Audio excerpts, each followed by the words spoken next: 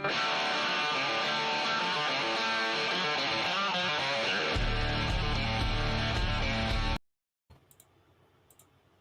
at you from East Central Alberta, Canada. Streaming live on YouTube, Facebook, Float, Odyssey, Telegram, and the Prepper Broadcast Network. Welcome back to the workshop where we create community, find freedom, promote preparedness, and share success. I am Toolman Tim, and today is August 27th, 2022, and this is episode 161 of the Workshop Podcast. It's going to be a good one tonight. In just about 2 minutes, we'll have Joel on. We're going to talk all about dogs and puppies and why my dogs are bad dogs, and hopefully he can help me with that. But anyway, that's another story for another night. Real quick, we'll get the announcements out. Patch of the Month Club.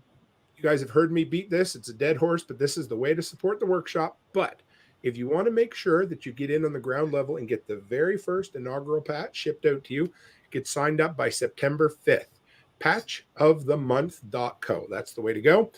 And coming up on Friday at 11 a.m., we got a really special guest, William Fortune. He's coming on, the author of 1 Second After. It's a pretty big get for the workshop. I'm rather excited.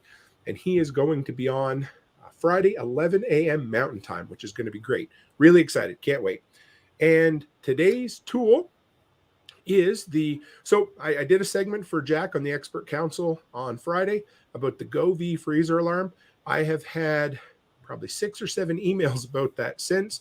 So if you're interested, I put the link in the description and in the podcast feed, so you will see it. So if anybody's looking for it, that is today's tool. So without further ado, let's bring Joel on.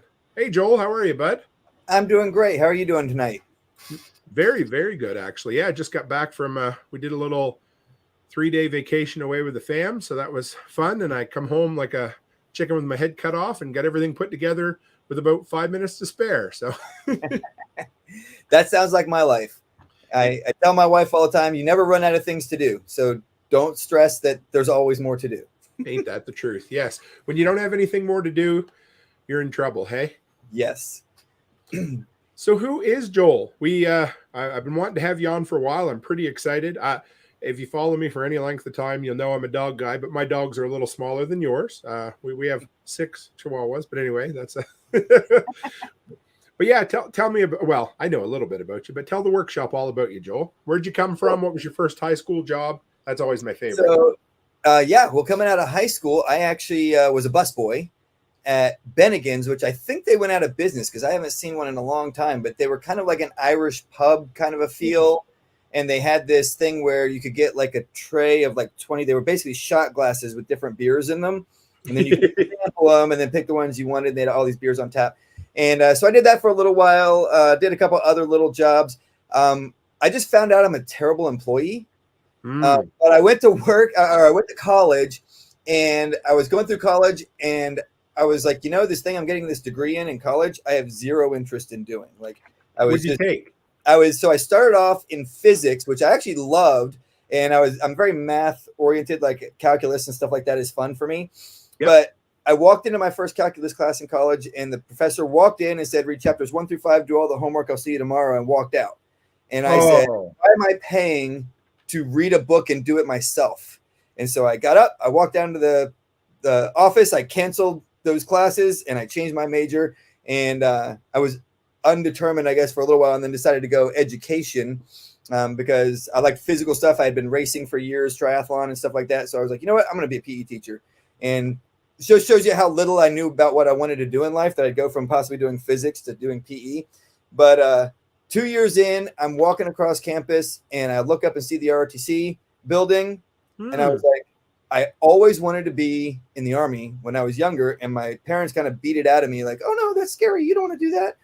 So I kind of was like, okay, fine. I guess I won't do it. And then I'm walking across this campus. I see the ROTC building. I walk inside, talk to a master sergeant, coolest guy I ever met.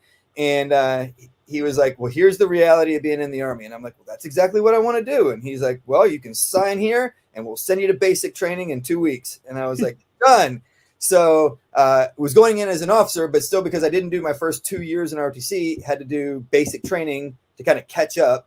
And then I did my final 2 years of ROTC, commissioned as an officer, went in P Corps, which I chose because I thought I would deploy less. and found out no, MPs deploy more than just about any other branch, because when you're not deploying with a unit, you're deploying individually or doing various different things that you're kind of tasked out for. So did that for total between active and National Guard and reserves about 14 years. And then I was back on active duty, and it was time for me to leave a duty station. And I was finally a major at this point in the Army, right? And they were like, hey, when you make major, you actually get to start picking your locations that you go to. Like, they give you some choices, and you go, I want that one, and then you get to go where you want. So I was like all excited. I called branch, and I said, hey, I was just like looking for the options that we had. I know I'm going to be PCSing soon. That's permanent change of station, moving to another place. Okay. And so they sent me this list of like 16 places, and they said, put your top 3 choices in. So I actually picked Germany. I'd never been, overseas. So I picked Germany. I mean, I'd been deployed, but never like stationed over there. I picked, they actually had a Saudi Arabia for 1 year accompanied. I was like, that would be a great, like cultural experience for the children. So if I can bring my family, I'll do that. And I can't remember what the third one was. So, a couple weeks go by, and they come back and they're like, you're going to Kuwait for a year unaccompanied. And I was like, okay. So I found out, I can't remember how I did this, but I found out the guy who got the Saudi Arabia assignment, and I contacted him, and he was like, I don't want to go there. He's like, I'd rather go to Kuwait for a year. I'm like, well, I want to go where you're going for a year. So we both call branch, and they go, yeah, no, we're not moving you. And I went, okay, well, in that case, the needs of the Army, and which I understand, and the needs of me have gotten too far apart. Bye. And I dropped my paperwork and got out and never looked back.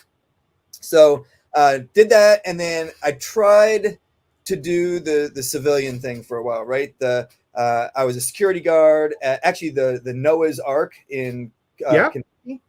Pretty cool place if you've never been. It's really cool. It's awesome. But I did security there for a little while. I did a National Guard AGR, but I understand now why the active duty calls them nasty girls, because they're really not the Army. They're a bunch of administrators. Like your soldiers that do the weekend thing, they do a lot more of that type of training, but the day-to-day function all through the week and everything, it's just one gigantic business. It runs just like any other bureaucracy. And I was the guy in the Army that my bosses always loved and hated at the same time, because if they gave me an assignment, I would always get it done. But if they told me to do something stupid, I would always say no. And so like I had a soldier one time, we were supposed to get our flu vaccines, right? And I had a soldier who had just had a baby girl, and they found a hole in her heart. And in Alaska, they don't have the ability to do that surgery up there. So what they do is they ship you down to Washington State, where they have much bigger medical facilities, and they pay for all your travel down there and everything. And then you get the surgery done, and then you come back. And so he's down there with his like newborn daughter that just had open heart surgery. And they're like, you need to call him and tell him to go get his flu shot at the nearest base, which is like an hour and a half drive for him each way. Right. And I was like, no, not doing it. And they were like, well, you're going to get in trouble if you don't. I'm like, then fire me. Like, if you don't like it, then you can fire me and put somebody else here that'll make him do that. And my first sergeant was like, no, sir, you can't do that. I'm like, I'm not fucking making that soldier go leave his newborn daughter and go down there and do that. So I would run into those kind of things quite frequently. But then anytime there was a big thing that needed to get done, of course, they were like, Ryals, get this done. And I was like, Roger, sir, we're on it. And it would get done. Right. So go ahead. You were in. So was that still military when you were saying no? Yeah. And so not everybody can do that, right? Well, there's definite risk to it.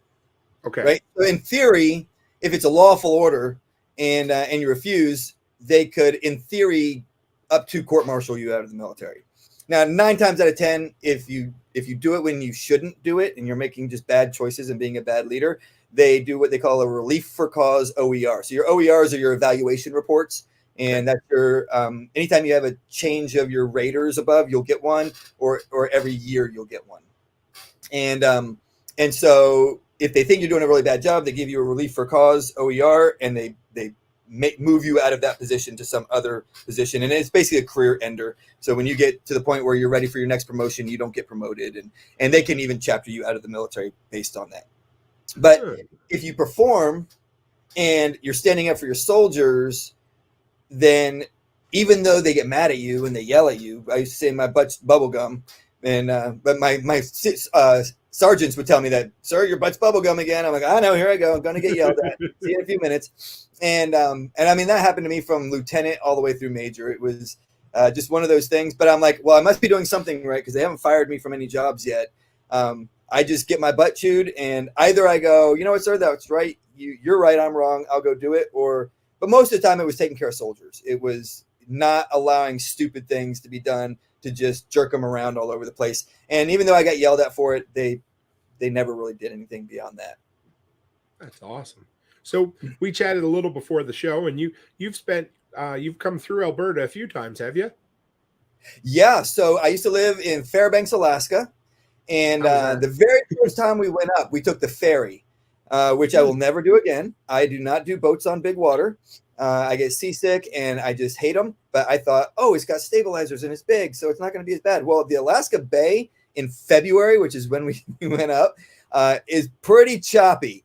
I think there were like 16-foot seas that most of that trip. And so I just took Dramamine, slept, and threw up for that whole trip. And so I was like, nope, driving through Canada from now on. And when I would move my firearms, I'd usually fly down in advance with them all packed into Pelican cases, so I didn't have to go through the border with them. And then I just fly back and then drive down.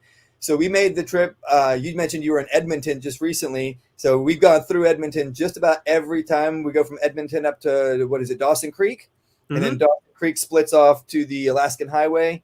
And 2-lane, very potholed, pockmarked, not well-maintained highway. But, if you drive through that area, it's just absolutely gorgeous. If you see a red flag on the side of the road, slow down. That's a big bump. That's what that's telling you. That took me a while to learn that. I come out here for about a year before I realized those little red markers meant something. Yeah. I hit them and, So you were up there in the cold. So how, in all this time, you spent quite a bit of time in the military.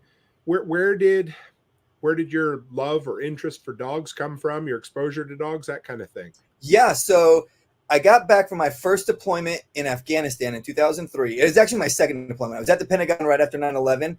I don't really consider that a deployment because it was in the States, but we left our base and we went to the Pentagon. And for 7 months, we did security because when all the airplane attacks and everything happened on September 11th, like 3/4 of the security just went, we didn't sign up for this, and left and never showed up again. So they brought in 4 MP companies. We were one of those. And then we did all the perimeter and interior security and the checkpoints and all that kind of stuff. So we did that. Then I went to Afghanistan. I came back from Afghanistan, and my now ex-wife, then wife, was like, hey, if you're going to be deployed like this, I get it. This is the Army. But I want a dog. I want a protection dog. So I didn't know anything about protection dogs. This is 2003 when I got into my first intro to dogs. And I started looking around, and everybody was Schützen, which is like a German kind of a sport. It was originally designed to test military and law enforcement dogs, but since it's just become like a sport that they do primarily. But everybody was like, these dogs are Schützen 3. They're the best dogs there are. So the parents are both Schützen 3. The puppies are going to be great. And all the pups were $3,000. All Schützen pups were $3,000. And I found this other place up in Canada, actually. And they were like, you can get our puppies for $1,500, and it's $1,500 to come train with us for a week. I was like, I get a week of training for the same price? Sold. And it just happened to be a massive blessing because they do things very differently than most of the rest of the dog training world. Most of the dog training world is kind of focused around the sports, and there's numerous different kinds. Some are a little better than others, but still generally they focus on things like they want the dogs to bite and hold in a certain spot. They want the dogs to do what they call a full mouth bite, which is essentially using their molars, which they do produce more power, more force when they do that, but they don't cause the muscular damage, right? Their canines are designed to tear and rip through muscle. And so I understand why a lot of that kind of stuff came into being, but I learned we train dogs that fight human beings, right? Because we're not training law enforcement dogs, and we're not training, if we do train military dogs, it's to fight and kill human beings. And so the idea was they use their canines puncture the muscle, they rip and thrash and tear through it, and then they hit it again and they do it again. And if you're fighting with them, they should be switching to the other arm and not allow themselves to be hit or stabbed or punched or anything like that. And so I didn't know anything else when I came in. This is just how I was brought up. And then later on, I found out this is how everybody else does everything. And so I feel really blessed there because we have a unique, not completely unique, but there's not very many people in the continent that do the way that we do. And I was blessed to have interacted with them and learned from them. And so they were in Canada that you were Yep. learning? They're over in Ontario. Yeah. Okay. Are they still around? Do you know? Or They are. Yep. There was a legal thing that happened, not anything terrible, but they made a change to the format of how their company ran, and they needed a no compete clause to be signed, which many of us were already running our businesses and feeding our families with our businesses by that point. Sure. And so we said, or at least I said, can you guarantee me a certain amount of business every year? And they said, no, but we need you to sign this agreement. And I said, well, I can't in good conscience sign that agreement. I'm taking care of my family with this business. Like, unless you can guarantee me a certain amount of income in order for this non-compete to be in effect, then I can't sign the non-compete. And so we just agreed to go our separate ways. But part of it was I'm not allowed to mention them so supposedly I would be using their name to promote myself. So they're cool. just my friends in Canada. Nice. It kind of blew me away that I just hadn't heard of the concept of protection dogs, up here north of the border. Right. So that's cool. Yeah. So where'd you go from there? So I started training the dogs up there with them. We really connected. Some of the stories, if you've ever listened to Protection Dog Podcast, my podcast that I do every Thursday at 5 p.m., and it goes up on the actual podcast streams a week behind, but at like midnight. So it's there first thing in the morning on Thursday. And I started where I tell a story from my training up in Canada every time. And we did things. We were training in fire and water. We were literally being shot at as part of our training. Like we would have JTF2. Do you know who those guys are? So they're your version of like Delta Force. Okay. All right. So JTF2 guys, they have their own training facility and stuff like that. So but a lot of those guys would come and train dogs with us. So I had a lot of interaction with that community through that avenue. And so they would come down and they would literally have 22s and they'd be shooting like 10 feet in front of us as we're running back and forth with the dogs and teaching the dogs and us to deal with incoming gunfire. Right. But because they were the ones controlling the shots, we could trust that they weren't going to shoot us. And so we did, we were trapped in places with only like 6 inches of air between the water and the top of the thing with our dogs. And we had to figure out how to get out of it and all kinds of fun, crazy stories that we did up there. But I don't think they do much of that anymore just because of liability type things. But it was crazy. It was awesome. We really connected. They were like, come anytime you want, train with us as much as you want. Learned so much from those guys, have a true appreciation for everything that they did. And then they're still doing their thing and we're doing our thing now. So what is a protection dog then? Maybe we'll start there. I'm kind of curious because, I kind of have an understanding of what a service dog is. And, growing up, lots of people had nasty ass old pit bulls in the backyard. Well, when I was growing up, it's mostly Dobermans, they'd typically be chained to a friggin' chain and barely fed, and you'd never want to climb their fence. And you figured if you ever got close to them, they might tear you to pieces, but you couldn't trust them around animals or people or other dogs. So what is that? What do you do? What makes you different? What makes what you do different? Yeah. So we would refer to those kinds of dogs as something like a guard dog, right? Its job is to kind of create a sense of, hey, don't come in here. You're going to get hurt. For us, what a protection dog is it is a dog that is stable. That means it doesn't bite unless it's either told to bite by its handler or its handler is physically attacked. Those are the only 2 times when it's justified for the dog to put its teeth on any other person. And it has to be safe around other dogs. It has to be safe moving in public. It has to be safe around children and strangers and all that kind of stuff. And so it's a situation where we spend as much time or more time doing the stability side of it, which is we put a bunch of dogs on a table. We have dogs laying on top of dogs. Our dogs come out to our public classes and they see all the other dogs that they're not familiar with. They see all the other people. And then depending on the training level, we take them out into public and do various different amounts of training in public with them and getting them used to that kind of movement and exposure. And so when we look at the dogs in terms of the difference between what we do and what most other people that call their dogs protection dogs do, and not that those dogs wouldn't protect, but just in terms of differences and what kind of our focus is we train our dogs specifically to reverse in bite work. And that means if they're on one arm and I come up with a knife and I go to stab that dog, it should not allow me to stab it, right? It should see my arm coming, dodge out of the way, and then retarget on the arm that is now the threat to it. And so we call that reversing. Now, most of your dog training is based in one of the sport techniques. So either KNPV or IPO or Schutzen. There's a couple of others, but the general idea in almost all of those sports is the dog should go full mouth, meaning using their molars and bring their whole mouth in. They should bite and they should hold in that spot. Okay. And the rationale behind that, which most of the people that do the sports don't know the rationale, but the reason it was created that way is because law enforcement agencies were getting sued for dogs that were causing too much injury when they were being used on people. So the law enforcement agencies needed to minimize their risk of lawsuits. So they said, stop allowing these dogs to just move around and bite people wherever. They need to bite and hold on in one spot, create pain, but minimize the injury to that one location.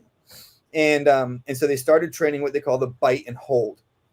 And my mentor used to call it the bite and die. And the bark and hold was the bark and die, right? You're getting close to the threat, but you're not able to incorporate yourself into that threat. Now they do different things, and it's not always that way. My mentor was a little skeptical of some of that stuff, but anytime the dog's not permitted to react to the threat from our perspective, it places the dog in unnecessary risk. And again, we said at the beginning, right? Our dogs are trained to fight human beings. They're not apprehension dogs. And that's really where it comes down to for law enforcement is their dog's primary purpose is apprehension. This guy is running away from us. You're faster than him, and he's faster than me. So go catch him for me, create some pain and hold him in place. I'll catch up as soon as I can, and I'm going to put handcuffs on him. And so that's the job of a police dog, right? That and like a lot of times they do drug detection and occasionally explosive detection. But drugs, they make money. The agencies make money finding drugs because there's almost always money in the vehicles associated with the drugs, and they get to keep it as they get to spoils of war. I mean, anyway, I can't think of it right now, but they civil forfeiture, right? There you go. Yeah. And so the idea of that dog's purpose being that, I understand, right? And when they use the dog as an apprehension dog, 9 times out of 10, that person's already demonstrated that they don't want the fight. They're either running away, right? So they're saying, I don't want to fight, I'm running away. Or they're hiding and they're used to detect either in like open fields or big buildings. Like if they run into a warehouse or something like that, the dogs will go in and search for the person. But people that are hiding and people that are running away are much less of a threat than someone who says, I don't care, I'm going to have the fight anyway.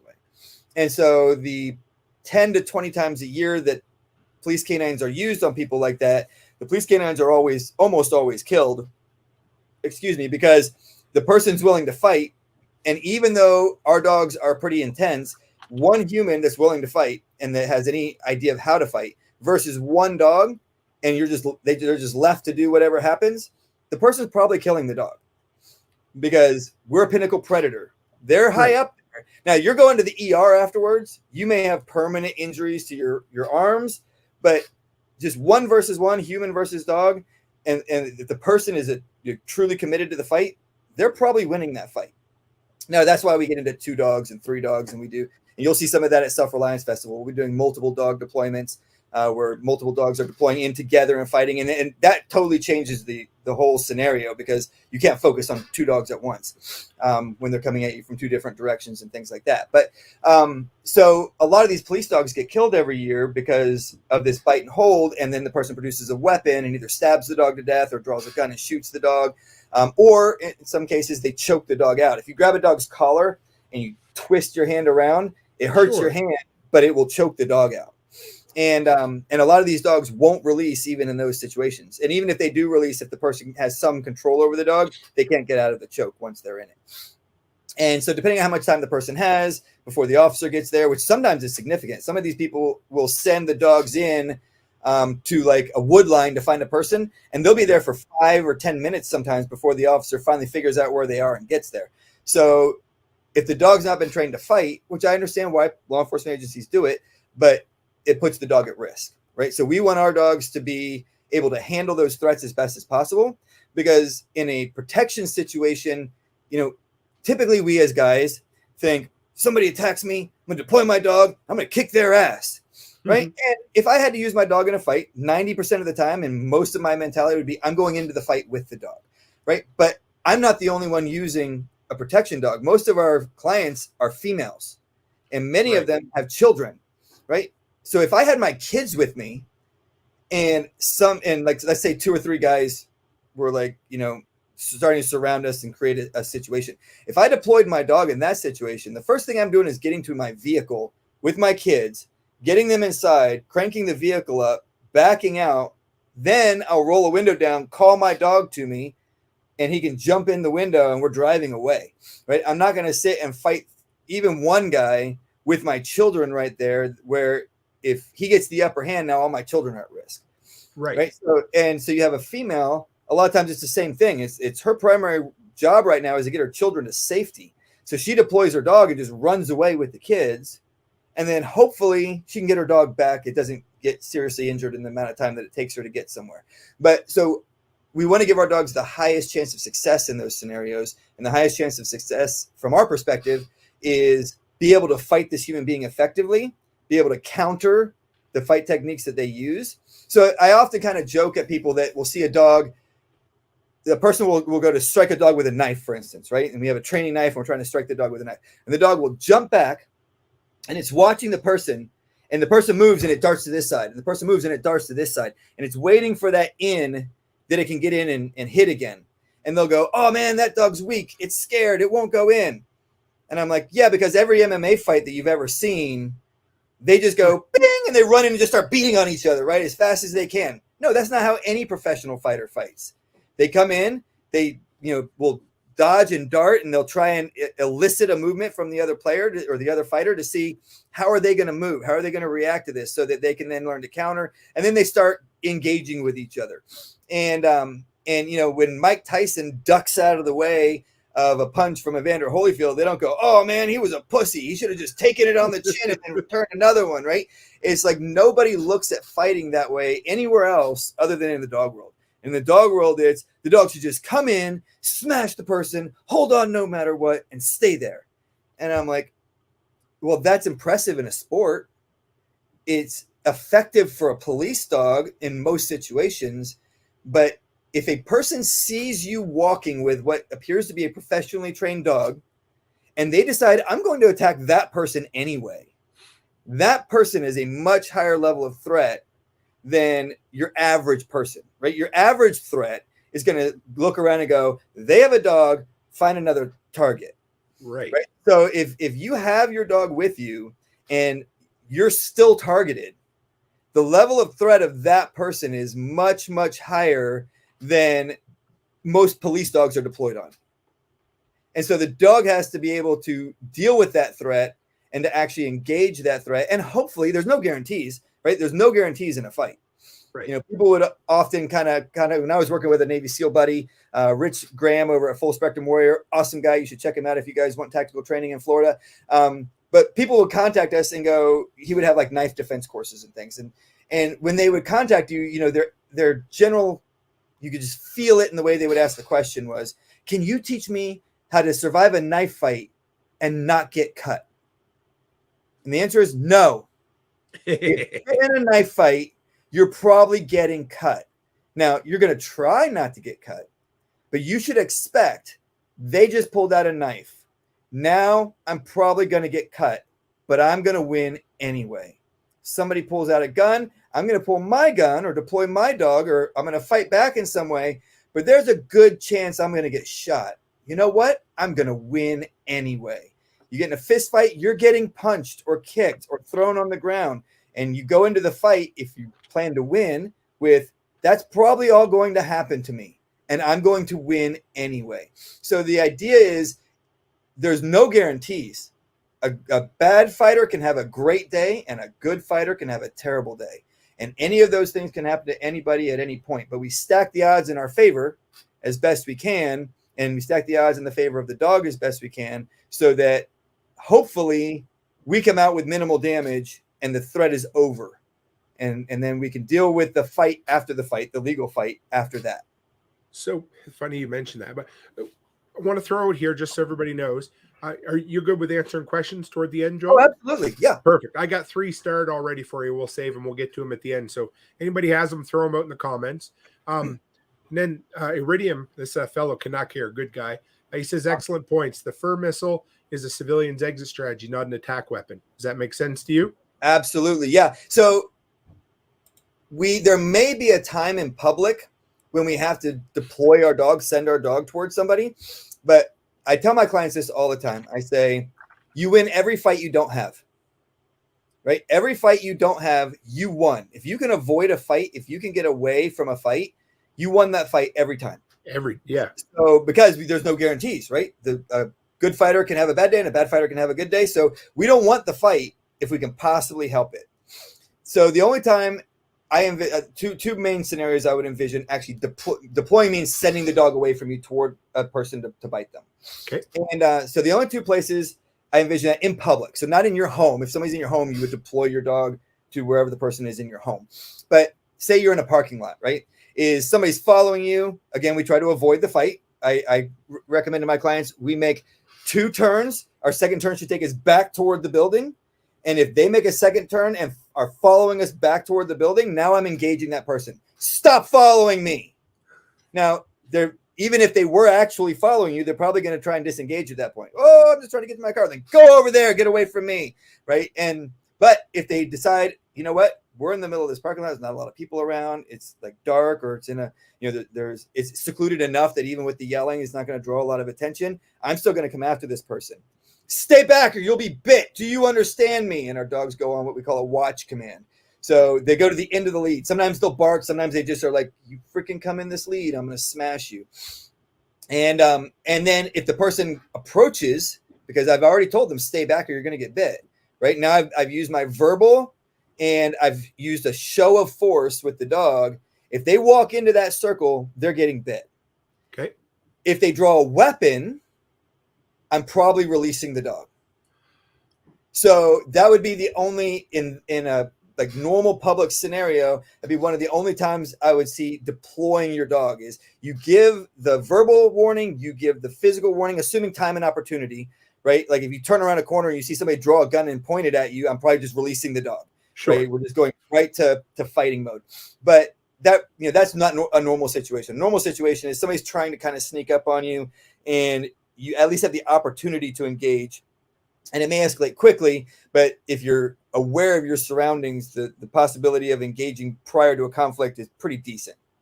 And so that would be one scenario. Another scenario, and this is like kind of the extreme, is if they have your child and they are running away from you. If they have your child and they're running away from you, I'm sending my dog. And my dog is going to catch them and rip them up, and then I'm going to catch up to them. I'm probably going to stomp their skull, and then I'm going to take my child home. So in public settings, those are really your most likely, right? We could always come up with weird, crazy scenario. But so it's not an attack weapon. It's a defensive weapon. It's a don't come any closer or you'll be bit type of thing. And the nice thing is a lot of people in Canada, you guys have a lot of limitations on your ability to have firearms and other ways to defend you. So having the ability to have a canine that can do that kind of stuff is a huge benefit. And hopefully they won't catch on and start limiting your ability to have that. But I also recommend to my clients, don't advertise that you have a protection dog. Like don't walk around telling everybody, this is a protection dog. If you move with your dog at all, do it smart. If you have a legitimate need or a legitimate case for a service dog, then your protection dog can also be your service dog, assuming that it's truly stable and it's not a threat to anybody that you're moving around with. And I move with my dogs all the time. I take them out with me in public everywhere I go. And every dog that travels with me is a protection dog. But how many times have I had anybody bite or any of my dogs bite somebody? 0 times, because we do the training beforehand, right? Chris Dixon's, he's an Albertan there. He said limitations, massive understatement about. I know, but that's cool. I love this. Yeah, it's great, man. Yeah. So that's the main difference in terms of what I consider a protection dog and kind of what we do. And I'm not the only one that does this, but there's only maybe about 6 or 8 of us in the country, and only 2 or 3 that I still keep in any kind of close contact with. So as you got talking about this, a question that kind of came up a little earlier as I was thinking. Now, of course, anytime you're in, I mean, so first off, could that protection dog be considered a deadly weapon? It probably could be considered that. I think the best way to classify a protection dog is less than lethal. And that's how we kind of describe it or less lethal. And that's how they kind of describe even tasers and things like that in the U.S. now. Yep. Even a taser or a plastic shotgun round or rubber bullets can still sometimes kill people. So they refer to them as less lethal. They're probably not going to kill somebody. If you work multiple dogs, like let's say you have 3 dogs. Sure. And 3 trained protection dogs, and somebody comes onto your property and your dogs, you're not there to call those 3 dogs off, they will probably kill that person. There's like a 90% chance that person's going to die. And we'll do a 3-dog deployment at Self-Reliance Festival. We'll film it. You can see it. Fighting. So I actually have a podcast called 1 Dog is Protection, 2 Dogs are an Army, 3 Dogs are Unstoppable. And you start doing 3+ dogs. The most dogs I've ever had biting me at one time were 12. And literally at that point, all you're doing is trying to stay on your feet.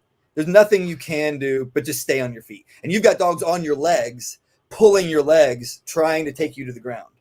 And when you deploy 3 dogs, even when you deploy 2 dogs, very frequently, one of them will start biting calves. And they just do it naturally. They could have never been a leg biter before, but you deploy them with another dog, and they kind of look and go, oh, you got arms? All right, cool. I'm going to find something else. And they kind of will circle around once or twice, and then all of a sudden they go, bam, right on the back of your Achilles tendon, and they just start yanking. Right now, when you're wearing a bite suit, you plant that foot on the ground, and you let them yank because you got a bite suit on. But when you have no protection, and they grab your Achilles tendon and start yanking, you're giving that leg to that dog. And when you give that leg to that dog and you've got another dog pulling you another direction on one leg, the chances that you go to ground are really high. And I posted a video just recently on my Instagram and TikTok we had a new guy come and start learning how to be a canine sparring partner with us. That's what we call them. Most people call them decoys because they don't do anything. They just stand there and get bit. And but we're like, no, we're not decoys. We're canine sparring partners. We're teaching our dogs to fight. We spar together. So he came, he's learning, and very first day, very first deployment, he's like, I want to do those 2 dogs together, blah, blah. I'm like, all right, cool. Number 1 rule, always remember this, don't go to ground. Stay on your feet, no matter what happens. We deploy these 2 dogs, 3 seconds in, he's on the ground. And thankfully, we have good control over our dogs. Out, let's go. They immediately, one of my dogs, literally, this is his head. One of my dogs literally was like this. And I said, out. And he went, oh, man. And kind of came back to me. And he's like, I felt it. He was right there. And I'm like, yeah, I saw his canines right there when I said out. And he went, and came back to me. So they take you to ground and they start targeting neck and head. And so the only time we go to ground with our dogs is when our dogs are wearing muzzles, because now they have the protection, right? Sure. I can take the protection off. I don't wear a suit. Now they're not seeing a suit to target on, and they're seeing a human, and then they're having to fight that human with the muzzle. But I hope that answered that question there. Mike from Snail Creek asked if Tim could wear the dog suit at Self-Reliance. I don't think I have any training for that. You know, the problem I run into is I'm only 5'9", about 180. Right. So I keep having these guys that come and train with me that are like 6 foot tall. And I'm like, I don't have any bite suits that fit you. That's exactly. I was going to say, I bet you don't. And so like I have one dude training with me right now. He's a really cool guy, Cisco. And he's like 6 foot tall, maybe 6'1". He's right in that range, but he's thin. So he can put my suits on. But I literally had to buy him hand gauntlets, which are these leather covered, because his hands stick out of the sleeves. And if your hands are, my dogs bite hands. Like that's one of the things they target. And that's one of the things that I find funny, that people will say, oh, those dogs are biting hands. They're weak. They have weak nerves. I'm like, where's the last place you want to get bit? Oh, yeah. Like maybe you say my face, but the next one before that is, I don't want to get bit here. What's the threat of a human? If you take these away, right there, what can you do to me if I've taken these away from you? You can't no padding. You can't hold a weapon. You Yeah. can't do anything to me if your hands are destroyed by a dog biting them, right? And so, but his hands are sticking out. So I have these gauntlets on, right? I give him these gauntlets to wear. And but there's this little, if he's not careful, a little gap at his wrist will start to open up, right? And so I'm always watching. And my dogs, like most of my suits are either tan or brown or something like that. So these black leather gauntlets at the end look like they've got something in their hand. So my dogs target them specifically. And they're hitting them, and I'm watching. And as soon as that sleeve slips back a little bit, I'm like, out, let's go. And just to make sure he stays safe, right? Like he's gotten pretty good at figuring it out and keeping his hands there. And I just recently got a jacket that has black sleeves, so it kind of blends together. And amazingly, they bite much more naturally on him and don't specifically target his hands because it all blends together as one thing. It doesn't like stand out that at the end of his hand is this weird thing that the dogs aren't used to. So I'm sure this is a state to state thing, but you had mentioned liability earlier, and that was top of mind for me. So Yep.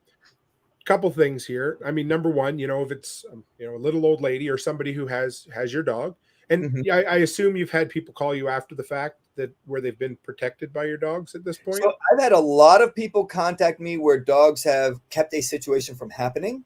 Either my wife and kids were traveling, and this weird, crazy guy approached my wife, and she pulled the dog out, and he immediately turned and left. Right? Nice. I get a lot of those. Our dogs apparently are such a deterrent that no one has ever had to actually use them. Sweet. And so like it would be really cool to say, yeah, man, my dog tore this person up and blah, blah, blah. But I'm like, we have sold over in about 12 to 14 years, I've sold about 160 to 180 trained dogs. And Wow. I've had 0 people need to use them. And most of that is because the dog is such a deterrent. And when you walk in public with a dog that's pulling at the end of the lead, like you go to Pet Stupid, right? PetSmart, and you're walking in there and you bring your dog there, and 90% of the people walking in there are getting dragged down the roads by their dogs, or at least the dog's just roaming at the end of the lead, right? It's just doing its own thing, blah, blah. You see that person in public, you're not thinking, that's a trained dog, I'm not going to mess with that person. You're thinking, that's a stupid dog. It might bark at me, but it's probably just going to run away if I yell at it, and I can do whatever I want to that person. When you get a dog that moves like our dogs move at your side, keeping an eye on the environment, looking at threats, alerting on them for you, and telling you there's a threat there, and you go, I see it, leave it alone. And you become more aware of your surroundings, and people just look at you and go, I don't want to mess with that person. Huh. And now you can do that with a highly obedience trained dog, but I always go, is it worth it to you to carry a gun with no ammunition? If I carry a gun and I pull it and draw that gun and point it at somebody and they go, you're not going to fucking shoot me, and they start walking forward, and all I can do is go click, is that a situation I want to be in? Or 9 times out of 10, I go, nope. And nobody should think that way, right? They should think if I carry a gun, it needs to be loaded. And so that's why we do what we do with the dogs. So what about liability? Do you think is, because obviously like after incident with firearms and that sort of thing, obviously there's a liability there. Have you looked into it at all, or is there, what do you think? So I say, number one, if you defend yourself with anything, you're probably, or there's a good chance you're going to have a legal fight afterwards. Sure. Especially if you win the fight, right? If you win the fight and let's say you break, Bubba's arm who was attacking you, his family's always going to say, he was a good boy and he wasn't trying to hurt anybody, and this mean person broke his arm, right? There's always going to be some sob story, blah, blah, blah, because the people that do that kind of stuff are dirtbags, and their families are probably dirtbags too, and that's the kind of things that dirtbags do. Is they want to blame everybody else when they create a problem, and especially when it doesn't go well for them, right? So you have to prepare yourself that if you ever have to defend yourself at all, there's going to be a fight after the fight, the legal fight. So we want to do a couple things. We want to set ourselves up for success as much as we can on the front end, and then we just acknowledge that something is probably, or at least likely may happen on the back end, and then there's a few things we can do about that too. So on the front end, is, you know, I was in the Army, but I was also a sheriff's deputy for 6 years. That was one of the things I tried to do in the bureaucracy. And I was like, yeah, I'm not doing this crap. And I left. But we can talk about law enforcement at another time. So one of the things they taught us going through the police academy was whenever you're arresting someone, no matter what they're doing, you always say over and over again very loudly, stop resisting, stop resisting. And they actually went into, why are we teaching you to say out loudly, stop resisting? The reason we say that to you is because there will be people around and most of them won't see what's actually happening. But you know what they think was happening? Yep. He was resisting. You know what they will tell under oath what was happening? They will say, well, they kept saying stop resisting, but he just kept resisting. Why do they say that? Because you planted that in their mind that that's what was happening. They only heard it. They didn't see it, but they will testify to it. So when we deploy our dogs, the first thing I tell my clients to start saying is, stop fighting the dog and I'll call them off. Stop fighting the dog and I'll call them off. Now, if the person keeps fighting, the dog keeps fighting, right? If the person stops fighting, we immediately call our dogs off. And so those are the things you can do in advance, right? I want a dog that recalls quickly. I don't want a dog that the person goes, okay, I give up. And the dog just keeps thrashing them. And you see a lot of these police videos where that happens, right? The police officer comes in and he's trying to get the dog off the person. The dog's just ripping the person up because he won't release. I'm like, to me, that's 100% unacceptable. Sure. You call a dog out, the dog releases, and it comes to you. Now, sometimes, dogs have a lot of the same stress reactors that we have. So they get auditory exclusion, they get tunnel vision, depending on how often they've been in the fight scenarios and all that kind of stuff. And so sometimes you go, out, fooey it out, let's go. And that second fooey it out, they're like, oh, sorry, boss. And they come right back in, right? But you're talking about a quarter of a second delay between the out and the fooey that out, let's go. And my dog comes back to me. So on the front end, I want my dog to release as soon as I say, and truly in my heart, I want the dog to cause as little damage as possible to get the desired result, which is the threat ends. If you carry a gun and your mentality is, if somebody threatens me, I'm going to kill them, you probably have some mental problems. And there are a lot of people carrying guns that have mental problems, which is a lot of what the liberals use to try and limit people's ability to have guns. Because a lot of people that carry them, that's what they think. They think somebody steals my TV and runs down the road, I'm shooting them. Well, you're a murderer then, because the TV is not worth a person's life. Now, if they're carrying a TV, you know what I can do? I can probably run faster than they can carrying my TV. And I'm totally good with running up behind them and pushing them from behind while they're carrying my TV, and they fall on the ground. Now, if they get up and fight, then it's a different story. But if they're just running away with my TV, I'm not going to shoot them in the back. If they're running away with your child and you knew 100% that you could shoot them without harming your child, which is where a dog would be great, then maybe, right? But we don't just, the mentality should never be, if somebody does something bad to me, I'm going to kill them. That the people that think that way either have not thought about it very much or truly have a mental disorder. So we truly do want our dogs to cause the least amount of damage to get the desired result. And that means as soon as they start creating pain, if that person's like, I give up, out, let's go. Get on the ground, face away from me, put your hands out to your sides, palms up where I can see what's in your hands, cross your legs. Now they have to do multiple things to be able to get back up. Right? If you move again, you will be bit. Do you understand me? Call 911. So now I've taken control of the situation, but I cause minimal damage to the person. And so if he goes into a court and says, this crazy dog attacked me, well, now I have all these witnesses that will say, well, he kept fighting the dog. Why do they say that? Because I said, stop fighting the dog and I'll call him off. And the minute he actually stopped fighting, my dog's outed and came back to me. And so we have all the pre-stuff where we set ourselves up for success as much as possible. Again, we're also doing the avoiding the fight if possible, because we win every fight we don't have, right? But assuming that it gets to the point where there's an actual fight.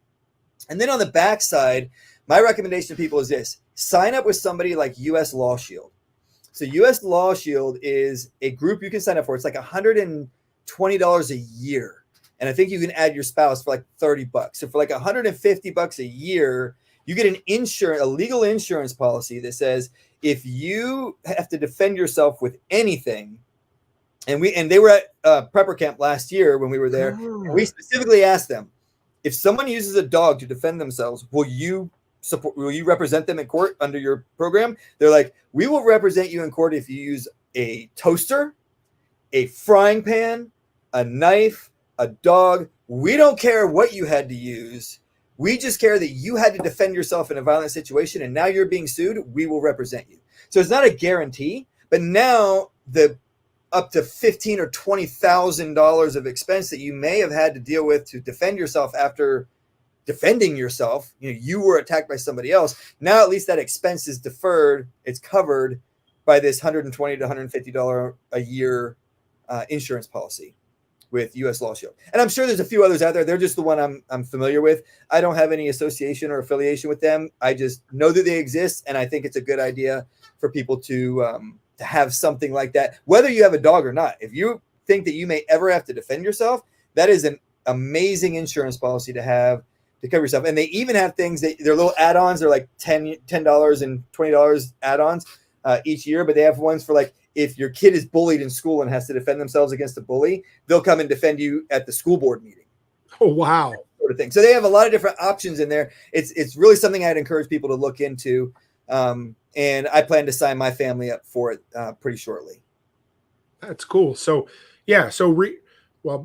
Preventative. First off, like you said, I mean, yes. most threats are eliminated before anything with a properly trained dog, it sounds like. And then you mentioned reasonable force, enough force to de-escalate or stop the situation. Hey, right. And so if you follow our proceedings that we teach people, so first we make our turns, assuming time and opportunity, right? You're not ambushed and attacked immediately. Someone's following you. It's a dark parking lot. There's nobody else around. You feel uncomfortable. I turn between cars. Now, people do, especially if they're on a phone or something and they see you turn and they look up and go, oh, my car's over there. If their car is in the direction that you turn, they will have a tendency to turn down the same set of cars that you did. We have this tendency to follow each other. And that's why I go, if they follow me through the cars, I make a second turn, but now I'm heading back toward the building. Because if they follow me back toward the building, that's really suspicious, right? And if they come out and go the other way or go straight across to another lane, they're looking for their car. But if they turn and follow me, at the very least, I have a pretty good justification to verbally engage that person. Stop following me.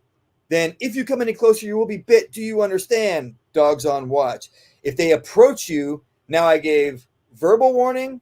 I gave a show of force. I did everything I could to make sure that this person didn't get hurt and they continued to approach in a threatening manner.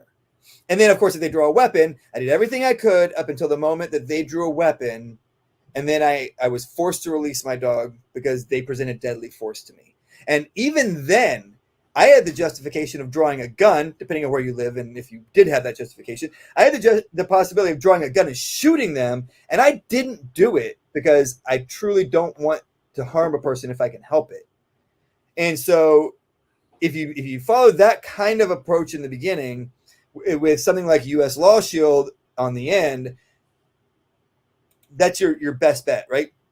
I know you're familiar with Jack, and a lot of times Jack talks about, how he would solve problems, and people always want to come up with, well, there's this possible thing. He's like, well, that possible thing is here now. So you can't use a possible problem that could exist, that already exists, to justify not doing a thing. And so if you use a gun, you're probably getting sued. If you use a knife to defend yourself, you're probably getting sued. If you're big and strong and you break a guy's arm defending yourself, you're probably getting sued. Well, if you have a dog and that's also the case, that's the case if you defend yourself at all. True. So to me, where the possible issue comes up with liability is if you have an unstable dog. You have a dog that bites somebody when they should not have bitten. And so that's why we put such an emphasis on the stability of the dog, being able to be around people and other dogs and all this kind of stuff, and not be aggressive unless I tell you to be aggressive or I'm physically attacked. Those are the only two times you're allowed to break obedience. One is obedience. I sent you to deploy. But if somebody attacks me, that's the only time you can break obedience and defend me, because then I'm physically being attacked. And if your dog is truly stable, then it's not that there's zero risk of liability, but there's substantially less risk of liability. But if you carry concealed, you have a substantially higher liability than if you don't carry a gun at all, right? If somebody gets a hold of your gun and uses it on somebody else, that's a lot of liability on you. To me, that's way more liability than moving in public with a 99.9999% safe dog. So here's something. I'm just say you were concealed carried, but you also had your dog with you, and you deployed your dog instead of your concealed carry. That might actually be a point in your favor if you did go to court, considering at that point it might be considered less than lethal, even if I would think so. The thing that you have to always remember in court is you have a jury of your peers, and they're all stupid. True. And so emotions are easy to manipulate. And so there's just like in any other fight, there's never a guarantee. We just stack the odds in our favor as best we can. I do think it would be a benefit to be able to say, I had this ability and I did not use it. I used a less dangerous capability to defend myself. But of course, at the end of the day, you always have to convince, 12 or 6 or 12 people that you were right and the other person was wrong.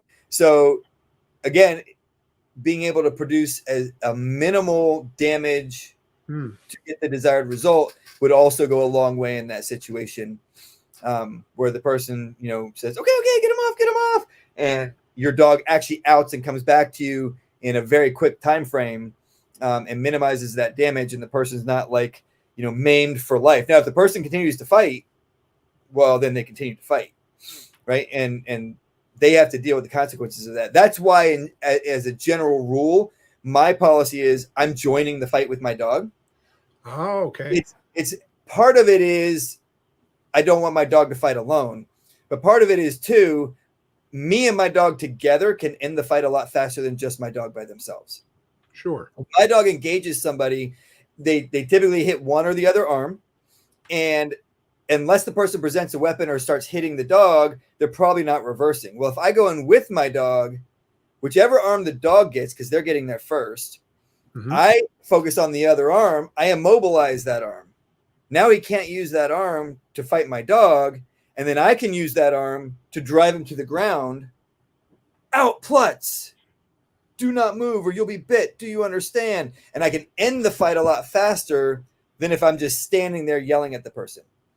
Because that person, I have to understand as the person dealing with the situation, that if I deploy a dog on somebody, that person is probably going to their peak stress threshold. They are shutting down in terms of they're experiencing all of the cognitive and physiological stress factors. They're getting tunnel vision. They're getting auditory exclusion. They're getting probably fast motion time, which is the worst thing that can happen in a fight. So basically, you don't know what to do, and in your mind, it all just happens so fast. I don't know what happened. And as opposed to slow motion time, which is someone who's been trained to deal with stress, and for them, time actually slows down, and they can see things and adjust and react in what seems like superhuman speed because their brain is slowed time down for them, and they're able to process faster. But so this person is probably going through all of these things, and so when I'm saying stop fighting the dog and I'll call him off, there's a very good possibility they don't hear me at all. Fair enough. And so it's better for them if I can go into the fight with my dog and gain control of that person and put them in a non-threatening situation, like laying down on the ground face down, call my dog off. Now I've helped them. They may not think so right at this second. Are you there? Yep. Did I lose you? You froze just for a split second. We're all good, though. Don't worry. We're doing great. My computer was telling me, we're going to do an update. We're going to shut down. And I thought I hit the right button. So you're good. That got scary for a second. All right. But so in that case, I'm actually helping the person by engaging with them. But again, it still depends on who you are as a person. If you're a single mom or you're a mom out by herself with 3 kids, well, he gets whatever he gets if he attacks you and your kids, because I'm getting me and my kids to my car.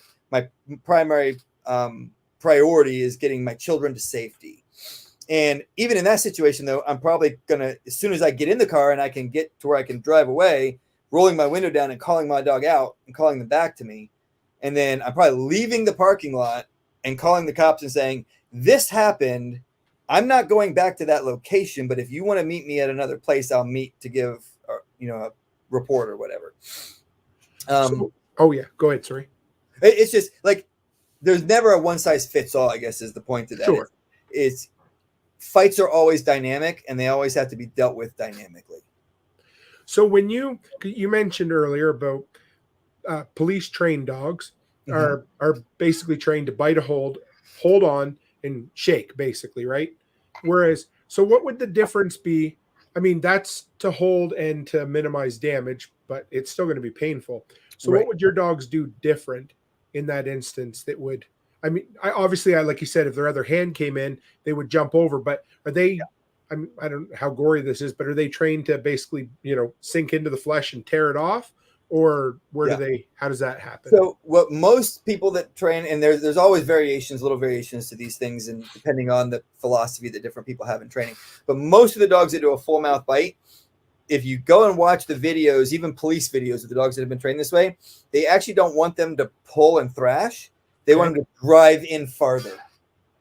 So they train them to drive in. So a lot of times, like one of the popular places right now to train a dog to bite is a bicep. So trying to get my camera there right. Yep. So because biceps are a bigger muscle, so it hurts more. It actually creates less damage, but it hurts more because the amount of force they're creating on a larger muscle group creates more nerve reaction, right? So there's more pain associated with it. And they want them to drive into the bicep, not rip away. We train our dogs to pull away. So we'll do a couple different things. We're working our puppies and they get to the point where they're confident enough to bite a sleeve. Is they'll bite the sleeve and I'll move my arm back and forth like this, and then I'll stop and you'll see the dog go roar. And then when they stop, I move my arm back and forth, and then I stop and they go roar, and I'm teaching them to thrash their head back and forth, right? Okay. Or I'll pull back and then I'll give in to them, and as soon as I start to give in, they use their back legs and they jerk back. And so I want them to do that because that's how their canines create the injury. Their canines come in and they pull through the muscle. When they're on a bite sleeve that's made of Kevlar or another material like that, they're not tearing the sleeve, right? So I have to be cautious not to injure their teeth in those situations. But when there's no sleeve, no bite suit to deal with, they're going through that flesh and they're tearing through it. Well, the minute they come off, they're hitting right back on again. Wow. And so they're doing this over and over to the person, that does several things. Number one, it ends the threat very, very quickly. So it's either going to end the threat, which hopefully the person just goes, holy shit, this is way worse than I thought it was going to be. Please make it stop. Right? And the second they do that, I want to make it stop. Sure. Because the other thing that we got to remember about fights is I could be winning a fight right this second, and the next second I could lose it. I could be dominating a fight for 4 minutes, and in 1 second I could lose it. I could have one wrong move, or they could have one lucky move, and it could all be over, right? Sure. So I don't want my dog in that fight any longer than they have to be. Not only for the person's safety, because I don't want to kill a person if I don't have to, but for the dog's safety and for my safety. So the faster I can end that fight, the better. And so the second that person is like, please make it stop, whether they're saying, get him off, or whatever they're doing, right? Even just curling into the fetal position because they don't know what else to do. I want that dog off that person. And so, yes, it can cause tremendous amount of injury, but that all depends on whether or not the person remains a threat to me or not. Fair enough. And a lot of our dogs, like if you get our family protection dogs and above, you can call those dogs off a person even if they're still fighting. Wow. So let's say a person's, you deploy your dog and you run away and the person's still fighting the dog. And I go, oh, let's go. That dog's going to disengage and come back to me even in the middle of the fight. Like it may take them a second, depending on if they have to like dodge out of the way or react to a specific threat. But then as soon as they can disengage, they're off and they're coming back to me. So there are cases in which the person may still be fighting, but you are no longer personally at risk. Sure. You create enough distance from the person. Now they may chase you, and that would create a new scenario, right? Now Now, at that point, though, you've got so much justification for pretty much any use of force. I've deployed a dog on you. It injured you. I ran away. I called my dog back, and you still came after me. It's hard for anybody to say that wasn't justified lethal force. So you kind of get into these situations that can almost get ridiculous if you push them to their conclusion. But I try to set our dogs up for having the ability to react in the widest spectrum to the most potential scenarios. And so I won't say we're perfect, but we try to do the best we can to get the dogs familiar with as many different situations as possible. So how good are your dogs at reading the situation? So I'm just thinking, because I'm kind of foolish sometimes. Like I'm thinking, I got one of my best buddies out east, and when I go home to visit him, on occasion I've been known to like sneak up on him at work, and come up behind him and like give him a big bear hug or something, right? How would they react to something like that? Not to get too, I didn't want to go too specific, but I was that might be one of those scenarios, right? Yep. So there's a couple of things. I go from a common sense perspective. If you have one of our dogs and you have people around you that like to do little pranks like that, you need to let them know, don't do that around my dog. Right. But because not everybody listens, sure. We do. So this is in our family protection and above dogs. So we have a one level below that. That's a personal protection dog. So a lot of your public exposure and things like that still need to be done, but the protection work and the stability has been done on the dog. Right. And, but in our family protection dogs, we run through a bunch of scenarios. One of the scenarios we run through, or we call them home invasion scenarios. And the way that we run the scenario varies really big. So sometimes we sneak into the house and we're already in the house and we attack the person and the dog has to react to it. Most of them are some version of, I'm a delivery guy, and the minute you unlock and open your door, I'm going to shove my shoulder into the door and try and knock you on the ground and break into your house. Because that's how most actual home invasions happen. Is if your door is locked, like it should be, and they can't get in, they knock on the door, they wait for you to unlock it, and then the moment they have the opportunity, they shove the door in as hard as they can in an attempt to knock you on the ground so that 2, 3, 5 guys can rush in and get control of the family. So we'll run these scenarios with these dogs, and the dogs have to come up and engage the threat, right? And when we first start running the scenarios, all of the scenarios are threat scenarios. So every time there's a person in the house attacking the person, the dog is supposed to go in and engage. And then we go through a series where it's like police doing shoot, no shoot drills. It's like bite, no bite drills. So, and one of my favorite drills to run in this situation is I call it the crazy Aunt Milda scenario. Sure. So they open the door. I kind of push it open, not quite as hard as I do otherwise, but it's like, it's not just them opening it, right? I step inside and I go, oh, baby, I've seen you in 20 years. It's so good to see you. I put my arms around them. I'm kind of shaking them around a little bit. And I'm talking in this like kind of crazy voice. And literally I've had 0 of our dogs attack me in those scenarios. Okay. And so one of the things we do in our training, like right from the very beginning, and I tell my clients that are working the dogs, whether it's my trainers that are doing it or a client that brings a dog to me for bite training, is I say, for us, bite work is always serious. We don't use the concept, which a lot of other places use, and it's fine if that's what they want to do. It's just not what we do. But most places go, here's a tug. Isn't this fun? Okay, now I'm going to transition to this other tug. Isn't this fun? Now I'm going to wear the tug like a bite sleeve. Isn't this fun? Now I'm going to wear a whole suit that's a tug. Isn't this fun? Now I'm going to slowly try to add stress. We take a completely different approach. I have an 8-week-old puppy, and it's on a flat collar, which is a normal smooth collar, right? No correction associated with it. And this puppy is placed in a situation where it has 2 choices. It can do something aggressive toward me, or it can get hurt. That's its only 2 choices. Now, hurt for a puppy is getting a pinch on the thigh, right? Okay. But if it doesn't do something, it's getting pinched on the thigh. Right. And real quickly it learns, I better do something about this, because we take away its ability to run, right? It's on a lead and the person's almost always standing against a wall. So it can't even run around behind its person a bunch of times. It literally tries to back up and there's nowhere to go. And so we give it an opportunity for a couple minutes before we do any pinching. So, to kind of like, well, here's a threat. This is a threat to you. Are you going to do anything about it? And I'll like act like I'm going to pinch, but I won't actually pinch and see what are you going to do about it. And then if they won't, they get pinched. And real quickly, that dog goes, "Rah, rah, rah." And I go, and now they've won the fight. And I move on to the next dog. Now, next time it's going to be a little bit more. And next time it's going to be a little bit more. But from the very beginning, our dogs, they never look at bite work as a game. And I tell my clients this all the time. When you're on that end of the lead, you're the person handling the dog. Put yourself mentally in a scenario where you have to use your dog. So if it's a young guy working with me and he's married, if I see he's not doing it, I go, if this dog doesn't fucking bite me, I'm raping your wife.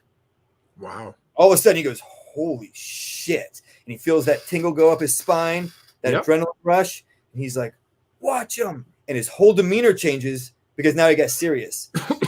I'm doing the same thing on my end. I'm like, I will literally, our bike sessions are often like this. Hey, puppy, how's it going? Because they all come out from wherever they were and they go get these puppies to train. They bring the puppies out. I get on my knees. I'm petting all the puppies and they're all excited because they're getting pet on. And then I go to your spots for bite work. And then we go through and we go from that to agitating. And the minute I go to agitating, I go, I'm going to hurt you if you don't do something about it. Like in my mind, that's what I think. Sure. And the dog goes, it's serious time. And I come in and they put their teeth on me. Right. And I also don't wear any equipment until they're biting hard enough to actually, I got scars all over my arms because when they get to the point where they create an injury, then I start wearing equipment. So they're started on raw, skin. And so I'll go through it. And then when the bite work is over, they go, it's done. And the puppies all come in and get loving from me again. And people will say that's crazy. And I'm like, what it teaches the dog to do is target aggression. Right. I want my dogs to target aggression, not weird activity, not somebody who is playing around when maybe they shouldn't be, but I want them to target aggression. And when I become aggressive, they target that.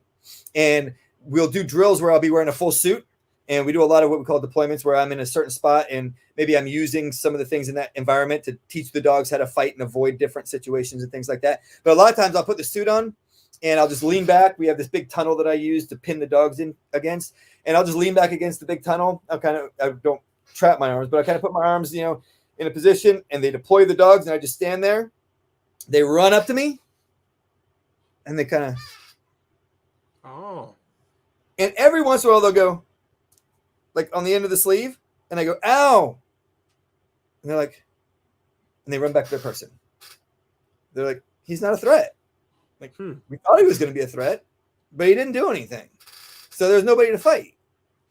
And that's exactly what I want them to do, right? These aren't apprehension dogs that are supposed to bite a non-compliant person in a car and drag them out.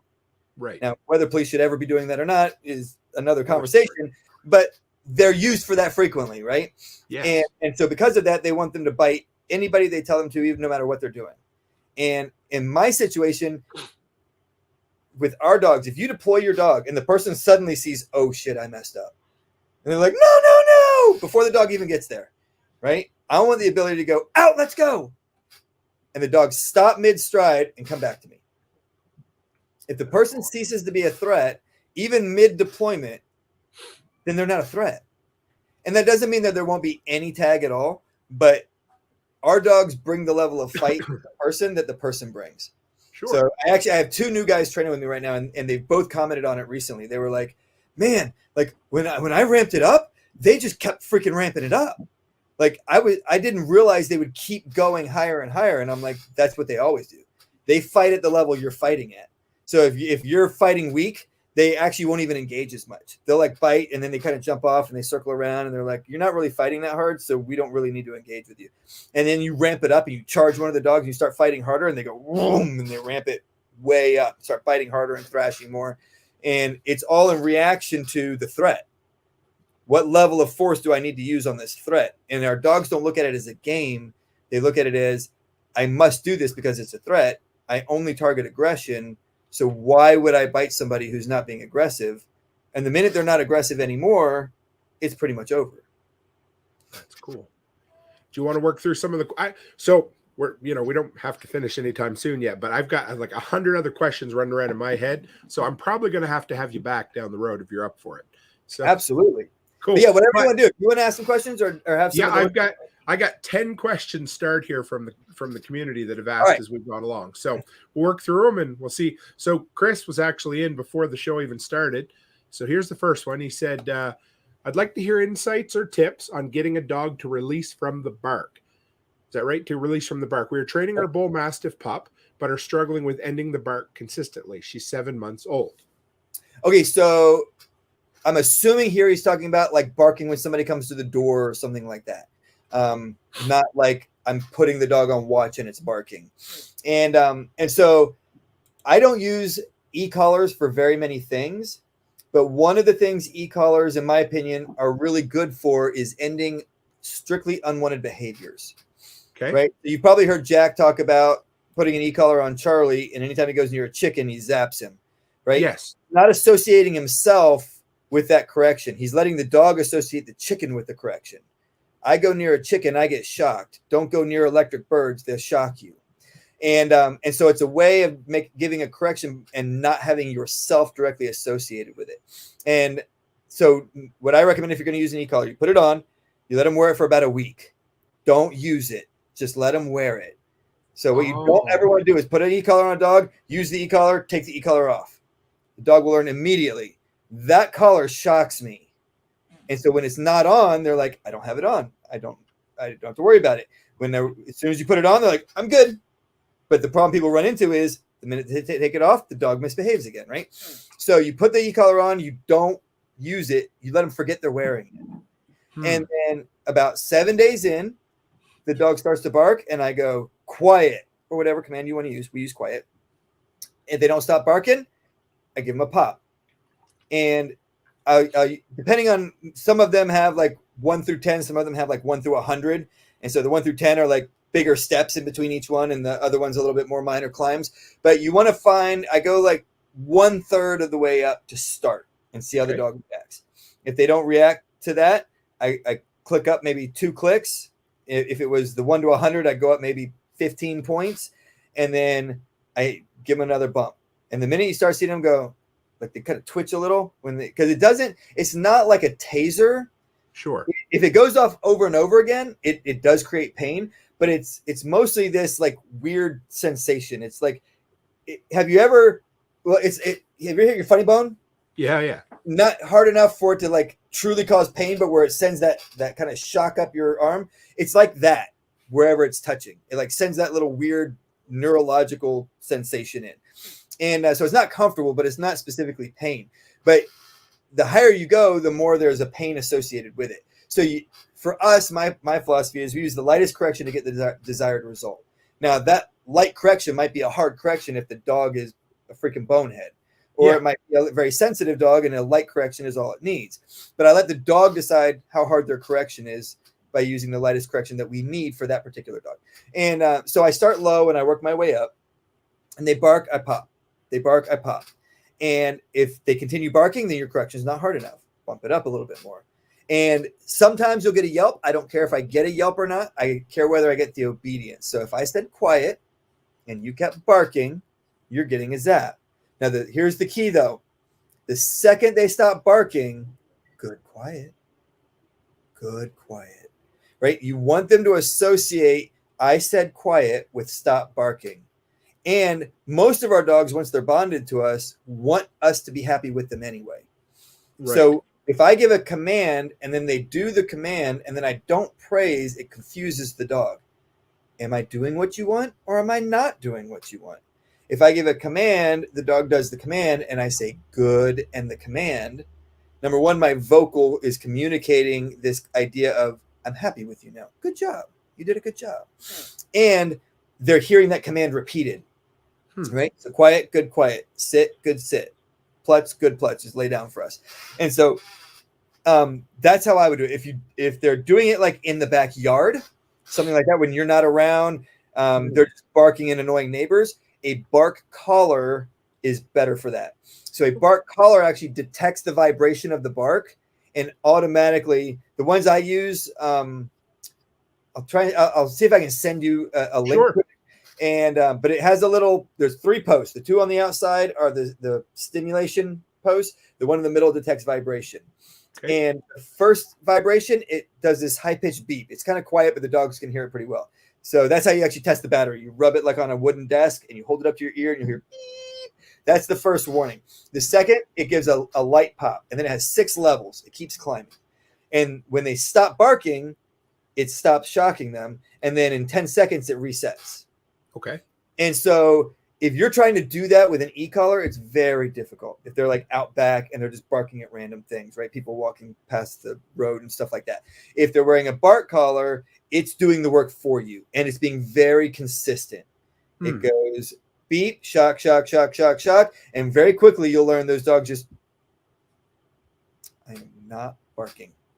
And I had dogs that wore them for a little while, and then they hadn't had them on in a couple months. And I actually was watching one of my dogs one time. She was on top of her doghouse, and we were in Alaska, and a moose kind of walked near our property, and she went, woof! And as soon as she did it, she went,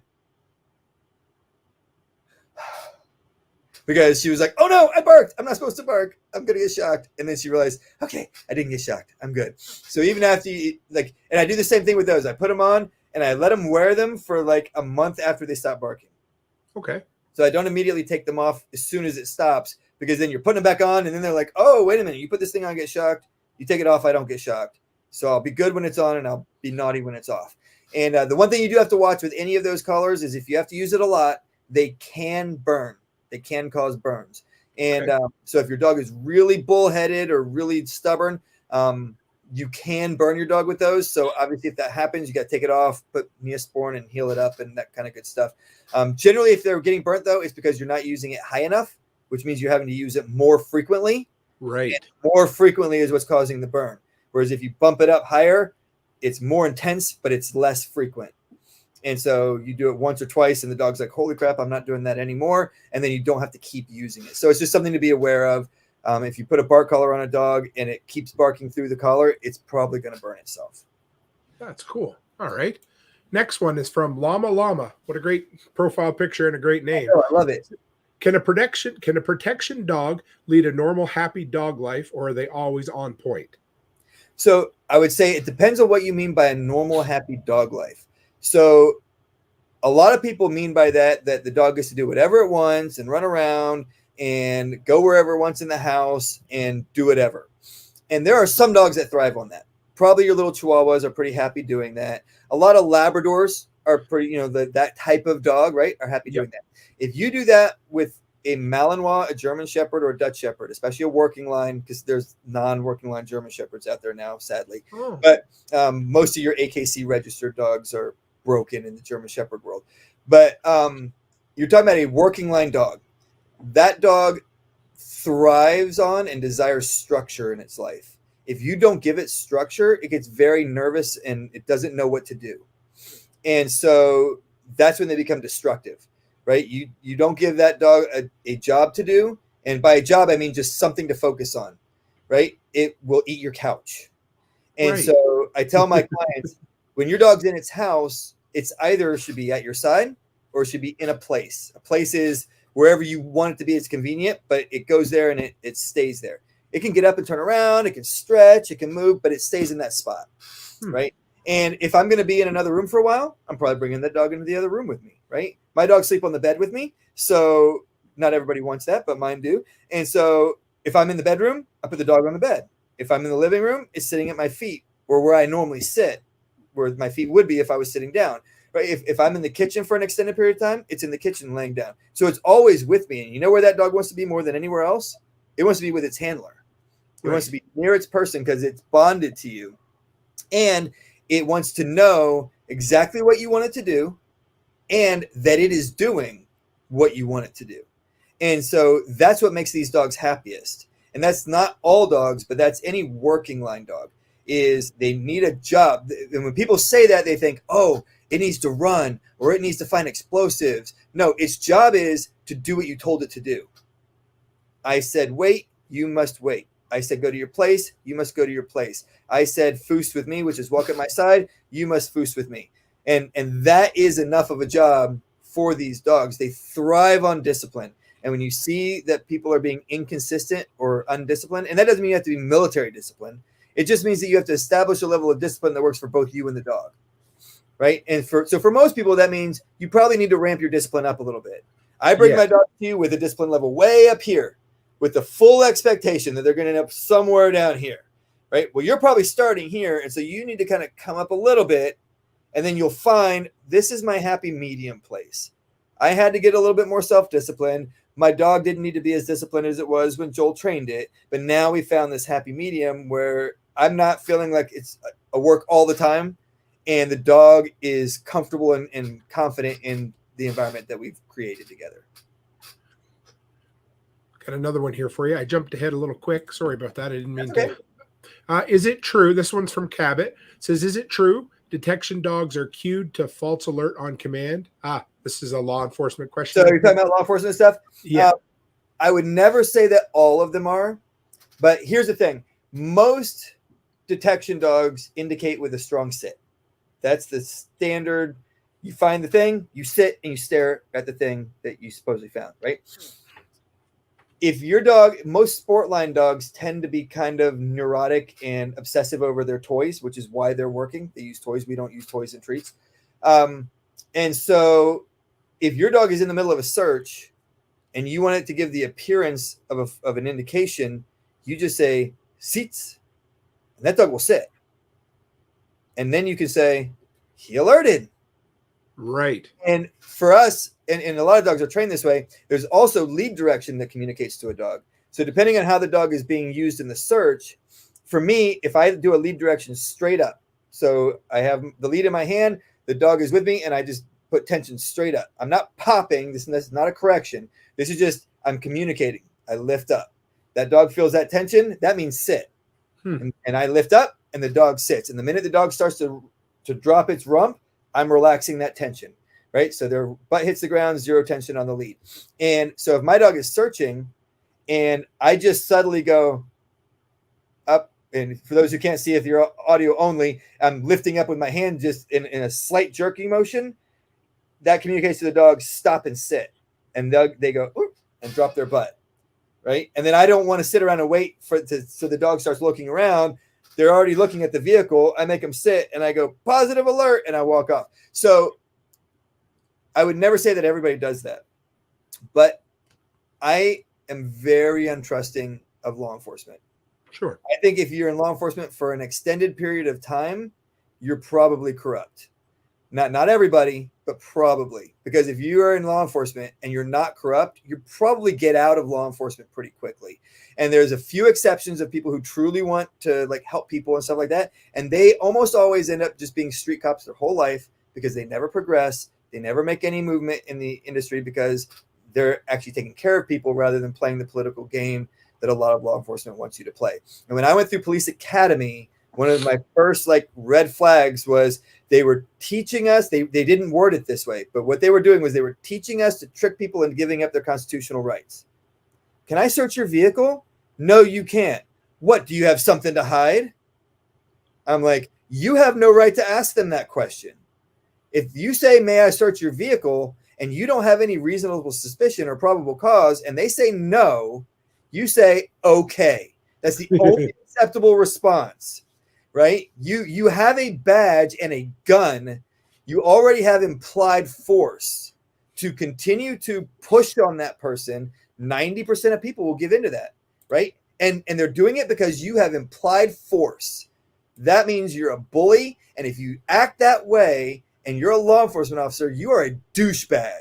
And you deserve to lose your badge and go to prison because you're as bad as the people you claim you're fighting against. And so are there people that do that? Yes. Does everybody do that? I don't think so. But it would be an easy thing to do on a dog that is trained in obedience and detection. Thank you. That's a good my law enforcement rant. I'll try and stay off it from now because that's all right. I get too worked up on that realm. I know. I do. Yeah, I get it too. Trust me. Becky sometimes will just nudge me when I get talking to somebody, you know? So, yeah. So I think we touched on this, but it was a question. I saved it for you. This is from Chuck Peoples. He said, Joel, will you be putting anyone in a bite suit at Self-Reliance Festival and volunteers? So John Willis asked us this, and last year we let I can't remember the guy's name. I feel bad, but he has Grey Wolf Tactical. That is his screen name on YouTube. He's on a lot of John's live streams and stuff like that. And great guy. I got to meet him.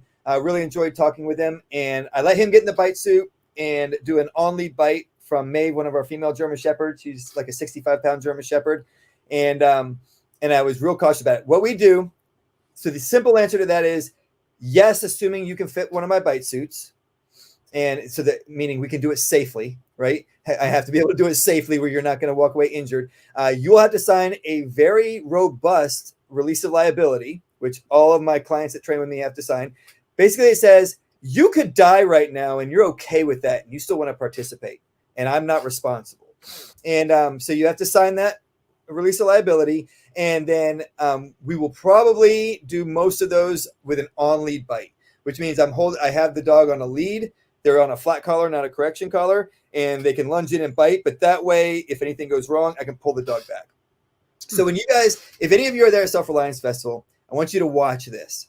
When we're doing multiple dogs, it is not at all uncommon for one of the dogs in the bite to release and target my face.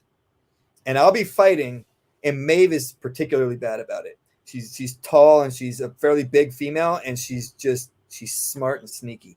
And she hits hard in the beginning, right? She's the only dog that's knocked me over in 14 years of doing bite work. She's the only dog that's ever knocked me on the ground. And I've taken bites from bigger dogs, but she's just smart in the way she does things. So, but it like probably once a month, I'm fighting, and it's usually her with another dog, right? So she waits till I'm distracted. She waits till the other dog moves, and I glance that way to see what's going on, and I'll feel her release on the sleeve. And the second I feel her release, I'm like, here she goes again, because she generally doesn't do that unless I'm hitting her, right? But when I turn my head away from her and she releases, I turn and she's coming up, and I shoulder check her off of me. So because she's in the air, right? She can't control her body at that point. So I use my shoulder to knock her back so that she hits the ground and then comes up and hits me in the arm again. And to just let people take these dogs in normal bites can be pretty dangerous. And so I start everybody on a lead until I see, okay, you seem competent to do this. Because even this young guy that came and trained with us, a great young kid, you can see him on some of my recent Instagram posts and everything. He's usually wearing red pants, but when he's in the bite suit, you can't see the pants. And like he's a physically fit looking guy. I mean, he's probably in his mid to late 20s, and looks like he works out at the gym. He did a little prison time, so he's been in fights. He knows what he's doing in a fight. And, like a little scrappy guy, right? And because he was trying to move so much with the dogs and engage so much, he actually moved too much, and it allowed the dogs to pull him off balance, and they took him right to the ground. Oh. So when you don't know what you're doing, it's easy to go to ground. And while we have good dogs, I try to minimize those risks. I try to always be careful about fighting dogs is dangerous. Sure. Like even if they don't go through the suit, right? If you don't hold your hand properly, I tell my new people, you inside the suit, you'll feel there's a spot where I always grab the material of the suit. And then you're going to squeeze your forearm as tight as you can, like you're shaking Andre the Giant's hand, right? Firm handshake, but you're doing it as a grip. So your forearm is all tensed up. Your muscles are all tense. Everything is tense in your wrist, and your hand is nice and tight. Because when my dogs grab that hand, if you have a limp fish hand, you are going to break a bone. Wow. There's not going to be penetration through the suit. It's just the pressure of that bite is going to break a bone in your hand. If your hand is tight, it doesn't feel good, but you're not breaking a hand or a bone. And usually you can go and jerk your hand out of their mouth, and then they have the material, and you're kind of safe, right? And the way I do that when you have one dog is I hit them with my other arm so they get off my freaking hand and in another spot, right? So it's one of those things where we will be doing it on a case-by-case basis in a controlled manner for people who want to do it with a release of liability. And there may be a few exceptions where we will allow somebody to take a dog for a deployment. But that would be, I'd have to be confident you can handle it. And it's not a insult to anybody if you can't. I don't want you going to the emergency room, and I don't think you want to go there either. So that's why we'll be doing that. So Cabot wants to know, if it was an unknown person, how are the dogs after you get out of the suit? That's a good question. Yeah. So it depends on the dog, honestly. So I have some dogs that I've trained more as perimeter security dogs. Okay. And so those dogs have our small group that they love, and I can move in public with them. I have my one dog on the bed is one of these dogs. His name is Striker. He'll be with us. Big Dutch male, Dutch Shepherd not German, Dutch Shepherd male. And I can move in public with him. He does great. But if we're not here and he's on this property and you come on the property, you're getting ripped up. And that's just that's what a perimeter security dog does, right? Anybody that's not supposed to be inside the fence gets ripped up. And so when I do bite work with him, I can drop the jacket and go, good job, buddy. You did it. Yeah, that was a good fight, right? Other people, I just go, let's go. Now I have Maeve, the female German Shepherd I told you, who's a beast and will knock people over. She is, I love everybody. Oh, I'm supposed to kill that person? Okay. I go thrash them. It's over. Can they pet me now? Like there's no emotional attachment to it, right? And so she's great. Most of my dogs are like that. When you do a perimeter security dog, you intentionally create suspicion in them for strangers. And then I tell people, once you do that, you never undo it. Once you do suspicion exercises with a dog, you never undo that. So unless when people sometimes say, hey, if somebody comes in my house and I'm not home, I want my dog to rip them up. And I go, okay, we can do that. But here are the other things that come with that. And every time a client is asked that and I explain what comes with it, they go, never mind. We don't want that. Right? Because making a dog suspicious of anybody but your family in your home will protect your home when you're not there. But do you really want somebody to die if they come in your home and you're not there? Like, some people will say yes to that, but there's no humans there. Now, should that person go to jail for breaking? Yes, they should. But should they die for it? Probably not. And even if the dog doesn't fully engage, they're probably going to bark at him if you're leaving them home. And so the chances of that person continues to come in are pretty low. But if you want to guarantee that dog, I call them bite first, ask questions later dogs. If you want to guarantee that dog will smash anybody who walks through that door that's not in your family, then you get all the other stuff that comes with it, which means you don't have guests that come over to your house without putting your dog away, right? Your kids don't have friends that come over without putting your dog away. And so can it be done? Sure. Is it what you really want? Most people say no. But a perimeter security dog is a little bit different because they're in a enclosed perimeter around a property. And if anybody comes in not through the gate, right, not welcome through, then they know you don't belong here and they engage. And so that's what Striker's done a lot of that training. How old's Maeve? Just curious. She is 3. I'm asking my wife. She's sitting beside me. I think she's about 3. How did you get her name? So that was actually, we were working with a couple and they were kind of learning to do some bite work stuff with us and things. And they asked to start training a pup and to train a pup for us. And so we said, sure. And we picked out that German Shepherd female and they wanted to name her Maeve. And then I said, there's going to be a contract so that everything's in writing and it's good. I don't have it ready yet, but if you want to take her and start working her now, you can. So they had her for about 4 weeks. And when I got the contract to them, they went, we don't want to sign that contract. And I said, that's fine. Give me my dog back. And we took her back and have been training her since. But I kept her name because I think it's a cool name. I think it means something like warrior princess or something like that in some language. Yeah, the reason the new The Boys, it's a comic book TV show, and she's a warrior princess. Her name's Maeve. And so that's the only time I'd ever heard it before. So that makes sense. Yeah. Maeve. Is that how they spell it? Yep. So they must have watched that show too then.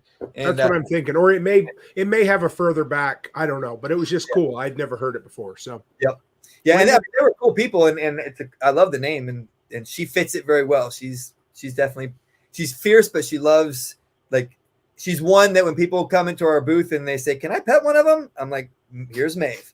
She loves getting loved on. So Wendy wants to know, what is the difference from your dogs and a protection dog that, I guess, that stares at their owner? Yeah, so if you look at a lot of the videos of dogs doing obedience work, they are walking beside their person, but they're staring up at their person the whole time. Yeah. Right? They're not looking at their surroundings and all of that. So the reason they do that is most of those dogs are trained on either treats or some kind of toy reward. And if you watch, most of the time the person has their hands either up like this or in a pocket, because that's where the toy or the treats are. And the dog is walking with their person, waiting for their toy or their treat. And so the reason we don't do that, and there's very, like, a lot of these things you can do and then you can break them later, of these traits that would be bad in a protection situation. I've always just looked at it this way. Why would I do something that I have to break later when I could get the same or better results and not have to break anything later? So, but the dogs are staring at their people, waiting for their toy or their reward for the thing. And occasionally they use e-collars for that too, but usually it's a toy or a reward. And so what I want our dogs to do is to walk beside us and check in. So they'll kind of glance to the side to make sure we're where they think we are. But I want them looking at their environment, right? Okay. I'm focusing on their environment. If the dog is staring at me, it's not focused on the guy, 50 yards away that could be a threat, right? And when I move with my dogs, my dog Ratchet that died a little while back, I used to move with him all the time, and he would alert when we walked into a Lowe's or a store. And by alert, what that means is their ears go up, like straight forward, and they stare in a direction at something that they're alerting on. Right? So they're not barking or anything like that, but they're telling me, hey, there's somebody over there that I don't think looks quite right. And I used to tell them all the time, I'd look in the direction, I'd see who he was targeting, and I go, yeah, we might have to kill him later, but right now let's leave him alone. And then we go about our day, right? And because what I don't want to tell the dog is that person's not a threat, because I don't know if they're a threat or not. Sure. But they're not a threat to us immediately right at that moment, right? So it's, yeah, I see that guy. We're going to leave him alone for now, but we might have to revisit that conversation if he becomes a threat, right? Because normally when they do that, the person looks shady. Like they almost never do it on somebody who looks like a totally normal person. It's they're moving weirdly, or they're dressed oddly, or there's something about them that, you would look at them without your dog and go, yeah, that person looks shady. The nice thing about the dog is they're always looking, right? Their natural state is they're hypervigilant. And so for somebody like me who came back from Iraq and was hypervigilant all the time and not sleeping and everything else, when my dog was hypervigilant, I was able to go, I can just pay attention to one thing, and you'll pay attention to everything else for me. So I didn't have to keep my mind constantly like in exhaustion mode trying to search for everything. I had that question for you too. I was, because I know you talk about PTSD. Maybe if you could touch on it just a hair.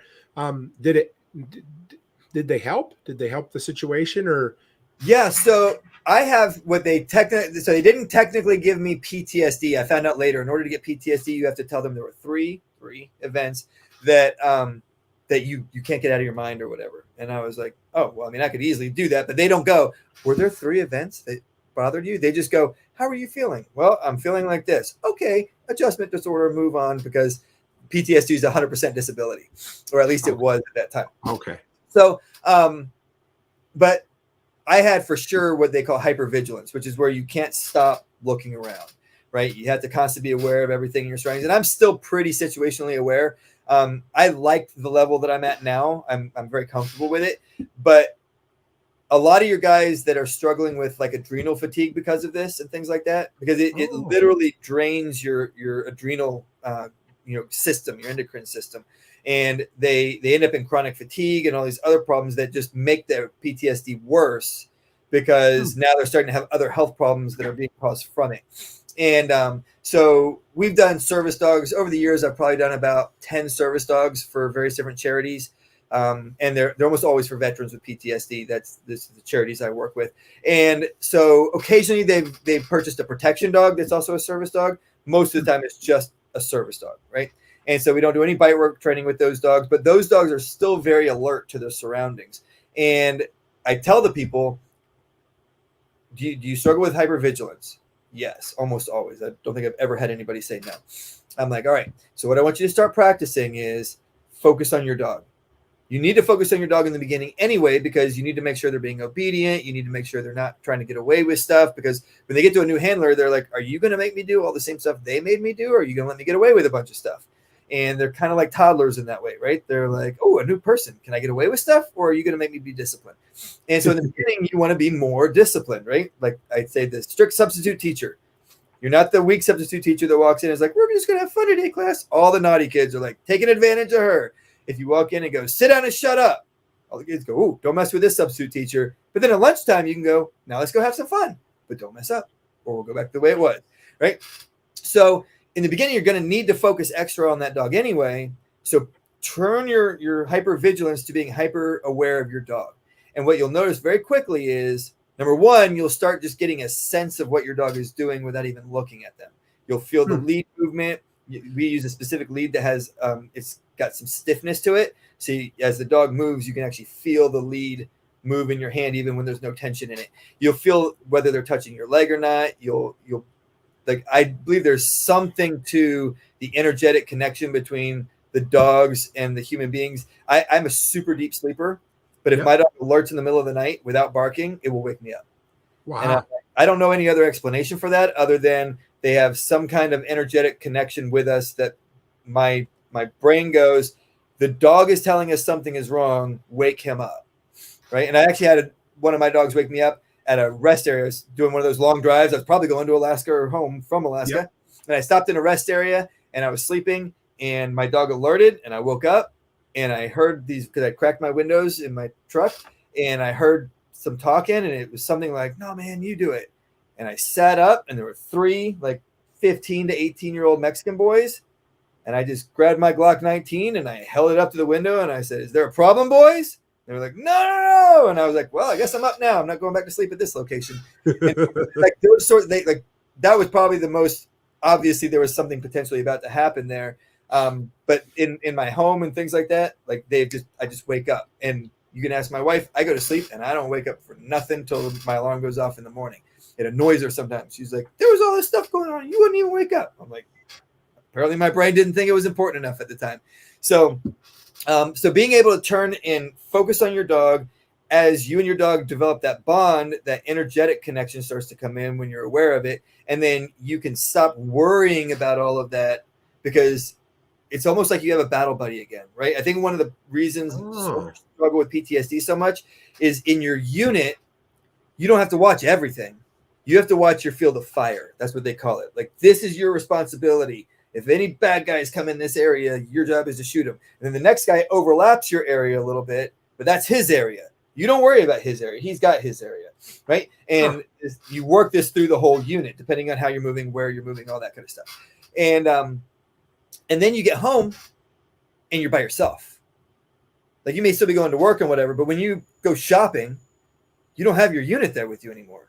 But your brain is still telling you, I'm in a high threat environment, and now I'm responsible for all of it, right? And when you get a dog that has that natural state of hypervigilance, which is not exhausting to them, that's just the natural predatory state of that creature, is they're always looking around and checking. And their senses are picking up things that they may not be physically moving their head, but you'll see their ears will turn back. And then they might look back, or they might go, that's no big deal. Turn the ear back forward again. So they're always taking in their environment and adjusting to it. And then if you just become very aware of your dog, it's not that you don't look around at all anymore, but you're much more relaxed in the way that you do it. And my opinion is that's the biggest benefit that soldiers with PTSD get from the dog, is that it allows them to come down off of that intense focus, and their adrenal system recovers because of it. I got one here from Nate. He says, at what age do you need to consider replacing them for protection? So I usually tell people you want to start looking at getting your replacement for your protection dog when they're about 8 years old. And typically our dogs live to be between 10 and 12 years old, depending on how hard you run them. So if you do all kinds of crazy stuff like I did when I was younger, you know, probably more like in the 10 range. If they're mostly like in the house with you and stuff like that, and they're being well fed and given moderate exercise, they'll probably go 12 and sometimes even longer. But I tell people after about age 10, if they do protect you, it's probably the last thing they'll do, right? That will probably be that will be enough for them that within a couple of days, their body will go, okay, we did our job, we're done. So I tell people that a lot of times people will ask this when they already have a dog that's not a protection dog, but it's getting older. And they go, should I get the new dog before my dog dies, or should I get the new dog after my dog dies? And I go, well, that depends on your current dog. Is your current dog, in your mind, the perfect dog for you? Like, do they do the things you want them to do? Do they behave the way in your house you want them to behave? If your answer is, no, they're a pain in my ass and I want to get a better trained dog, then probably wait till they die and then get your replacement dog so that they're not learning the bad habits of your old dog. If your old dog is, it's like we have the same brain. I can just think something and they go do it. They know all the things I want them to do. They behave perfectly in the house. Whatever it is that in my mind is the perfect dog, they do it. Then you probably want to get a dog before that dog dies so that your new dog can learn those behavior traits from your older dog and carry them on once the dog is passed. But typically for law enforcement, they say at 8, the dog has to be retired, 8 years old. Okay. For protection. And you will see they are noticeably older when they hit about 8 years old. It's like a person that's, say, 65, right? Okay. Like if you stay fit, you're good even through your 50s a lot of times, right? But then 65, even if you're still pretty good shape, you ain't a 30-year-old anymore. No matter how good shape you're in, right? You're never going to be that again. And that you kind of see that at 8, and then it kind of declines into the 9 and 10. And then at 10, like I had a female Mally that was doing bite work at 10 years old. And it was about a month before she died. And wow. After that, she was just like, all right, I've had a good long life. Love you guys. I'm out. And like within 12 hours, she went from I'm happy and healthy to I'm not feeling good to I'm dead. And so it all depends on kind of when you feel like, do you want overlap, or are you okay with a gap? And I will say this, anybody who's interested in getting a protection dog, whether it's from us or anybody else, you probably want to start looking at that a year before you want that dog. Right. So, a lot of people are like, yeah, I want a dog in a year. I'll contact you in a year. I'm like, if you contact me in a year, you'll get a dog in 2 years. Because I don't keep dogs on a shelf, right? They're not widgets that you print out and then put on a shelf and wait for somebody to buy. They are always aging. So most of my dogs go under contracts when they're puppies, and then the person is paying them off while they're being trained, and then they finish paying them off and they go home around the 2-year-old mark. Really? Wow. Yeah. So you have them for 2 years before they go. Yep. Wow. And we breed. So we control the whole process from selecting the breeding pair. I can tell you the dog's parents, grandparents, and often great grandparents. And we select the dogs for the protection program out of those dogs. So we pick about 2 or 3 dogs from each litter to put in the protection program. The rest we sell as puppies. And then those dogs are trained up from 6 weeks old all the way through their final training here on our facility. So Llama again wants to know, do protection dogs treat women and men threats equally? So I would say as a general rule, yes. We used to haven't done a lot of this lately. I have had several females do bite work for me. The dogs don't care. They don't care that it's a female in the bite suit. What really turned me on to the way that we used to bring dogs out and bite work makes them just not care is we used to have, when I was training up in Canada, we had a military school that would bring, I think it was like 40 or 50 kids, anywhere from like, I guess the youngest were like 10 up to maybe like 14 or 15. And there'd be all these boys there. And one of the big things that they got to do when they came out to the training facilities, they got to get in a bite suit if they wanted to. And so they put the bite suit on, and then we deploy a dog on them and call the dog off. And our dogs didn't care that they were 15-year-olds.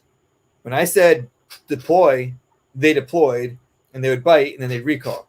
And one of the kids actually asked me, well, what do you say to make the dogs deploy? And I say, well, I say take them, but I could say banana if I wanted to, because it's more how I say it than what I'm saying. And they were like, no, you can't. So I waited for the next kid to get all suited up and everything. And we have guys like down near him to make sure he's safe. And I'm running my dog where, we run dogs that we know have solid outs and all that kind of stuff. And so he's all suited up, and she's on the tail bed of a truck. And I just kind of glanced down at her, and I just went, banana. And she took down and tore him up and came back. So, yeah, they don't tend to care who the person is. What they care about is their aggression. Is there aggression in the person? One of the drills we used to do up there, I wouldn't do this here just because the liability is so high. But that same day that all those boys would come, we had a school bus. We'd load all the kids in the school bus, and we'd have a bad guy in the back of the school bus. And he's yelling at the kids, I'm going to kill one person every minute if you don't meet my demands and blah, blah, blah. And we'd tell the boys before all this started, we'd say, as soon as you see this dog move, I want you to scream, and I want you to get off the bus. I don't care how you get off the bus. You can run to the front. You can open the exit door on the back. You can jump out the windows. I don't care. Get off the bus. And we would deploy this dog into a bus full of people. And it would go into the bus. It would dart around the kids. Some dogs would do different things. Some dogs would jump on top of the seats and run across the top of the seats. Some dogs would shoot under and crouch down and run under the seats. But they always avoided all the kids and went for the person who was being aggressive, because they're trained to target aggression. They're not trained to randomly bite a human-based, human-looking creature. If there's no aggression, they're like, there's no threat here, I'm not biting it. But they target and seek out the aggression, and then they go in and engage it. Cabot wants to know, how often do you have a dog that doesn't bond with a new person or owner? As long as the people follow my instructions, never. I've never had one in all the years I've been doing this. So the one problem that I had, I have had people not bond to their dog. I've had that once or twice, where they just got it in their head that they were getting, like, it's usually somebody who's really wealthy and has like 10 cars, and they all sit in either a garage or sometimes they have those lifts, and they're the person who collects things and puts them on a shelf, right? And they think, I'm going to get this dog and I'm just going to put it on a shelf as another thing that I have to show off. And it's like, that's not how dogs work. Like, you must handle your dog. So I've had a few people that, get disillusioned by that. And they're like, well, I thought it would just be like my car and sit there and I'd never need to do anything with it. But I've gotten pretty good at weeding those guys out over the years. But the one issue I had where the dog bonded to the wife and the children, but within the first week of the dog has been delivered, I don't know what the situation was. The husband eventually admitted that this happened. But when I first brought it up, I said, it sounds like this happened. And he was like, no, that didn't happen. But he had an anger explosion on his family. Oh, Yelling and screaming. And I don't know if he was throwing things. I don't know exactly what happened. No accusations. I just know the dog went, you are the threat to them. And he had already been staying home with them and all that kind of stuff for 3 or 4 days. So he started bonding to the family, and he went, you're now the threat. So every time he would come home, the dog would bark at him. And then they'd go, leave it alone. It's okay. It's him. And he would kind of go, okay. But if he went into a room and was in there for more than 5 minutes and came out of the room, the dog would bark at him. It's actually Striker right there on my bed, my personal dog, one of the best dogs that there is, right? But he decided that man was a threat to that woman and children. And he was like, nope, I'm not accepting you anymore. So what we did, they had him I think we worked with him for about 2 months. And because I'm going, well, if that didn't happen, then I should be able to help you. And then eventually he's like, okay, yeah, that's what happened. Like, why didn't you just tell me that in the beginning? I would have just swapped your dogs out for you right off the bat.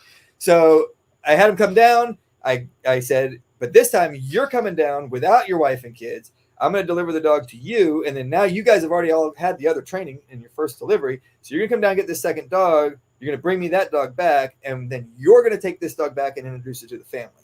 And then they've had that dog for now 3 or 4 years, and they love him to death.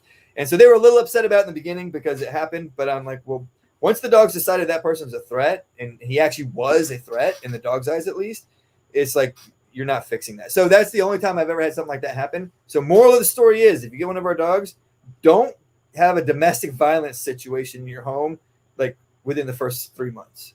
Let the dog bond to everybody before you start slapping each other around. Makes sense. All right. Last question from the audience. So Freedom Media Court wants to know what to do about a female Rottweiler's fighting. Ready to give up on this Serbian import. She's attacked my other female 3 times now when she's gotten loose. What would you say? So to give a detailed answer, I'd need a lot more information than that. Fair enough. But generally what I do is, number one, I introduce my dogs to each other and other dogs when they're puppies. So when you're doing protection dogs, it's very, very common. My males almost always do this. At some point, that male will challenge you. And he'll go, I don't want to do the thing you're telling me to do. You're correcting me for doing it. So I think what I should do is bite you, and you'll stop making me have to do that thing. And I want them to do it when they're 15 weeks old or so. Like, they're still small, right? And I want them to challenge me so I can snatch them off the ground and go, knock that shit off. Don't ever put your teeth on me again. I can put them right back on the ground, and they go, holy shit. Okay, I'm never challenging him again. and then that dog is wonderful the rest of its life. If that dog challenges you and you don't fix it right then, it goes, oh, that worked.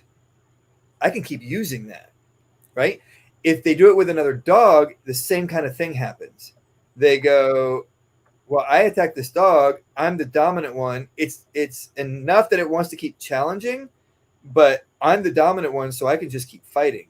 So if you have multiple dogs, you want to introduce your new dogs, assuming your older dogs are good, right? You want to introduce new dogs as puppies. Okay. Or previously trained dogs, right? You don't want to bring in an adult untrained dog into that situation. You're just asking for trouble. And if you do, you have to be really on top of that dog. And if you're not willing to have the fight with the dog if it challenges, then don't bring the dog home. And you have to win that fight. You have to win that fight. So it happens occasionally. Like some of my clients will come in and they're like, I have an aggression issue. And I tell them right up front, I say, if that dog becomes aggressive, I'm going to give you a split second to fix it. And if you don't, I'm stepping in and I will deal with it up to and including stabbing it with this knife right here to death right in front of you, if that's what it takes to make it safe around these people and other dogs. So we have a zero tolerance for unwarranted aggression. And that means that you have to bring the level of fight to the dog exactly that it's bringing to the situation, right? Now, you can do that in a couple different ways. It's not always hands-on because that is dangerous. You can try and use an e-collar.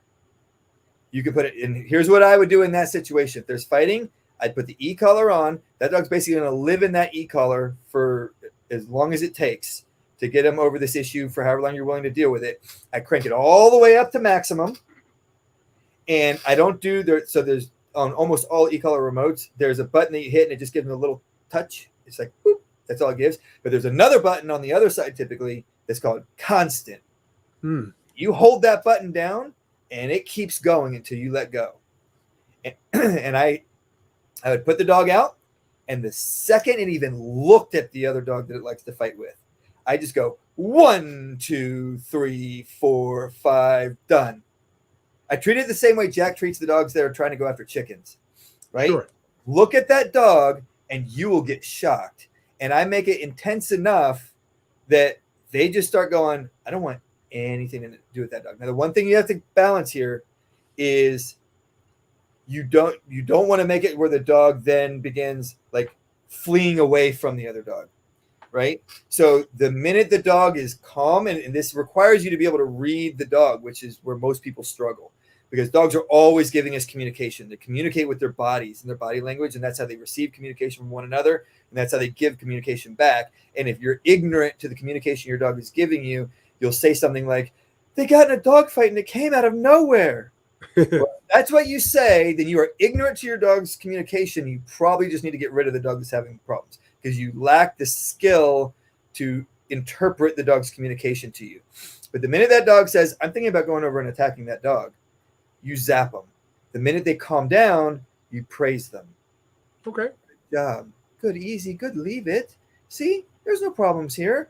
Relax. 1, 2, 3, 4, 5. I said you fucking leave it. Good, leave it. Not a girl. And you have to be able to make that intense correction, total relaxation. Intense correction, total relaxation.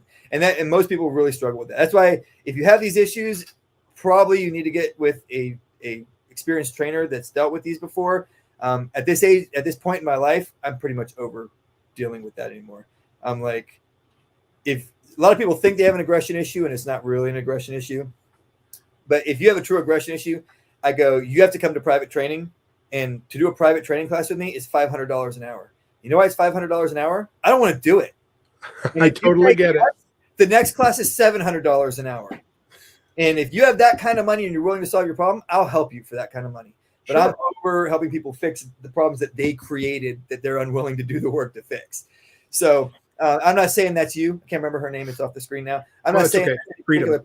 It's just if you have that problem, I would recommend having somebody help you. But if you don't have the ability to do that, I would try the e-collar. If it works, wonderful. Just don't overdo it.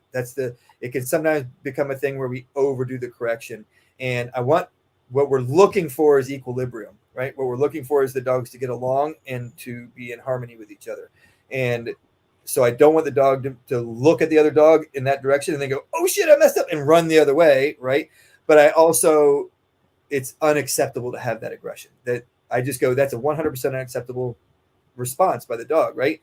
We what do we do with people that do that in our society?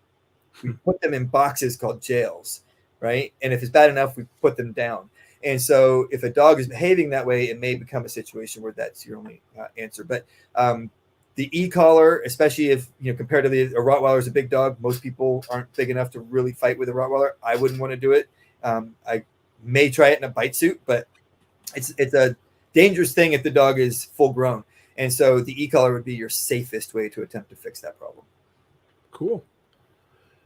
Well, Joel, we have been 2 hours and 5 minutes. What a great long, I was going to say conversation, but I did a lot of listening. Man, I'm learning. Holy cow, this was great, man. Well, I enjoyed it. So how do people find you? What if they're like, I want a family protection dog, or what kind of things can they follow you on too? Absolutely. Well, our website is fortresscanine.com. That's where you can get information on our protection dogs.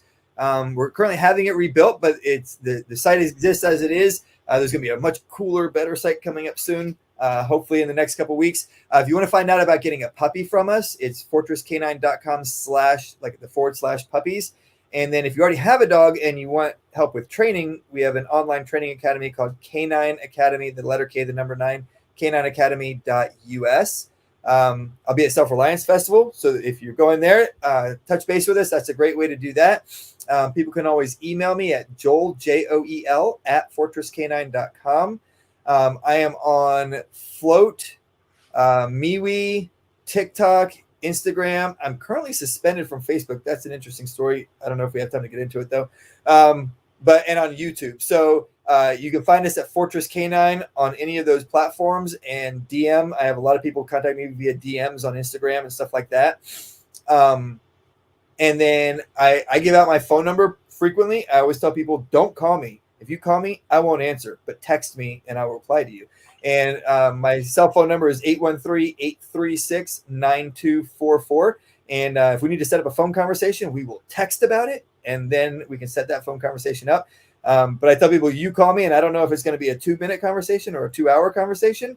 And I'm working all day. So I can glance at a text and go, oh, I'll respond to that later. Or I can glance at a text and go, I can answer that right now. And so that's the reason behind that. It's not because I'm too stuck up to talk to people. I just can't get my days interrupted too much, or I don't get anything done. But yeah, so that's it. TikTok, MeWe, Float, Instagram, all of those are at Fortress Canine. And then YouTube, if you go on and search for Fortress Canine, our channel will show up. We do a live every Thursday at 5 p.m. Eastern. And then I also upload those as my podcast, so people can get on there and then reach out to us. And if you have questions about dog training in general, I can't do long drawn out explanations, but I'm happy to help people with something simple.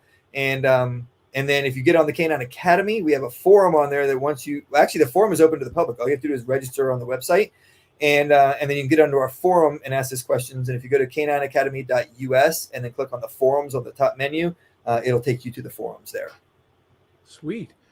So I think I'd love to have you back. I mean, obviously, but I don't know, in a couple of months or something, if you're up for it, maybe we'll collect up some questions. I'd love to get more into, so we talk mostly protection dogs, and I had 1,000 questions I'd love to, go on about, but I'd love to talk more about just general training and behavioral issues and things like that too, if you're up for it. Yeah, absolutely. Yeah, that'd be great.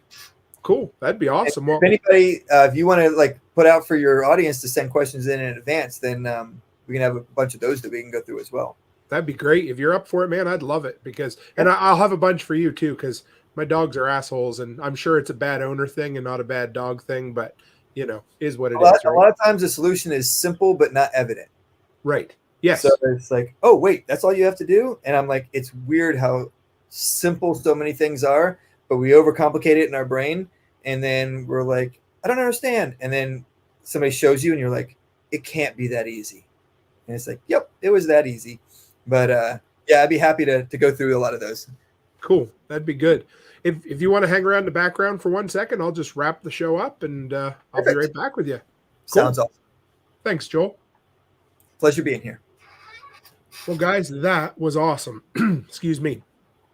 I didn't think we'd have a 2 hour and 10-minute conversation, but I think we could have went another 2 hours. Joel's just full of it in the best way possible, of course. He's definitely a friend of the show, and I can't wait to actually meet him. So yeah, if you want to find him, we're both going to be at Prepper Camp at the end of September, and we're also going to both be at Self-Reliance Festival end of September, first weekend in October. So that's going to be exciting. But anyway, guys, I thank you very much. I imagine we'll end up splitting this episode into 2 parts for the audio, just simply so people aren't completely shocked by a 2-hour plus episode.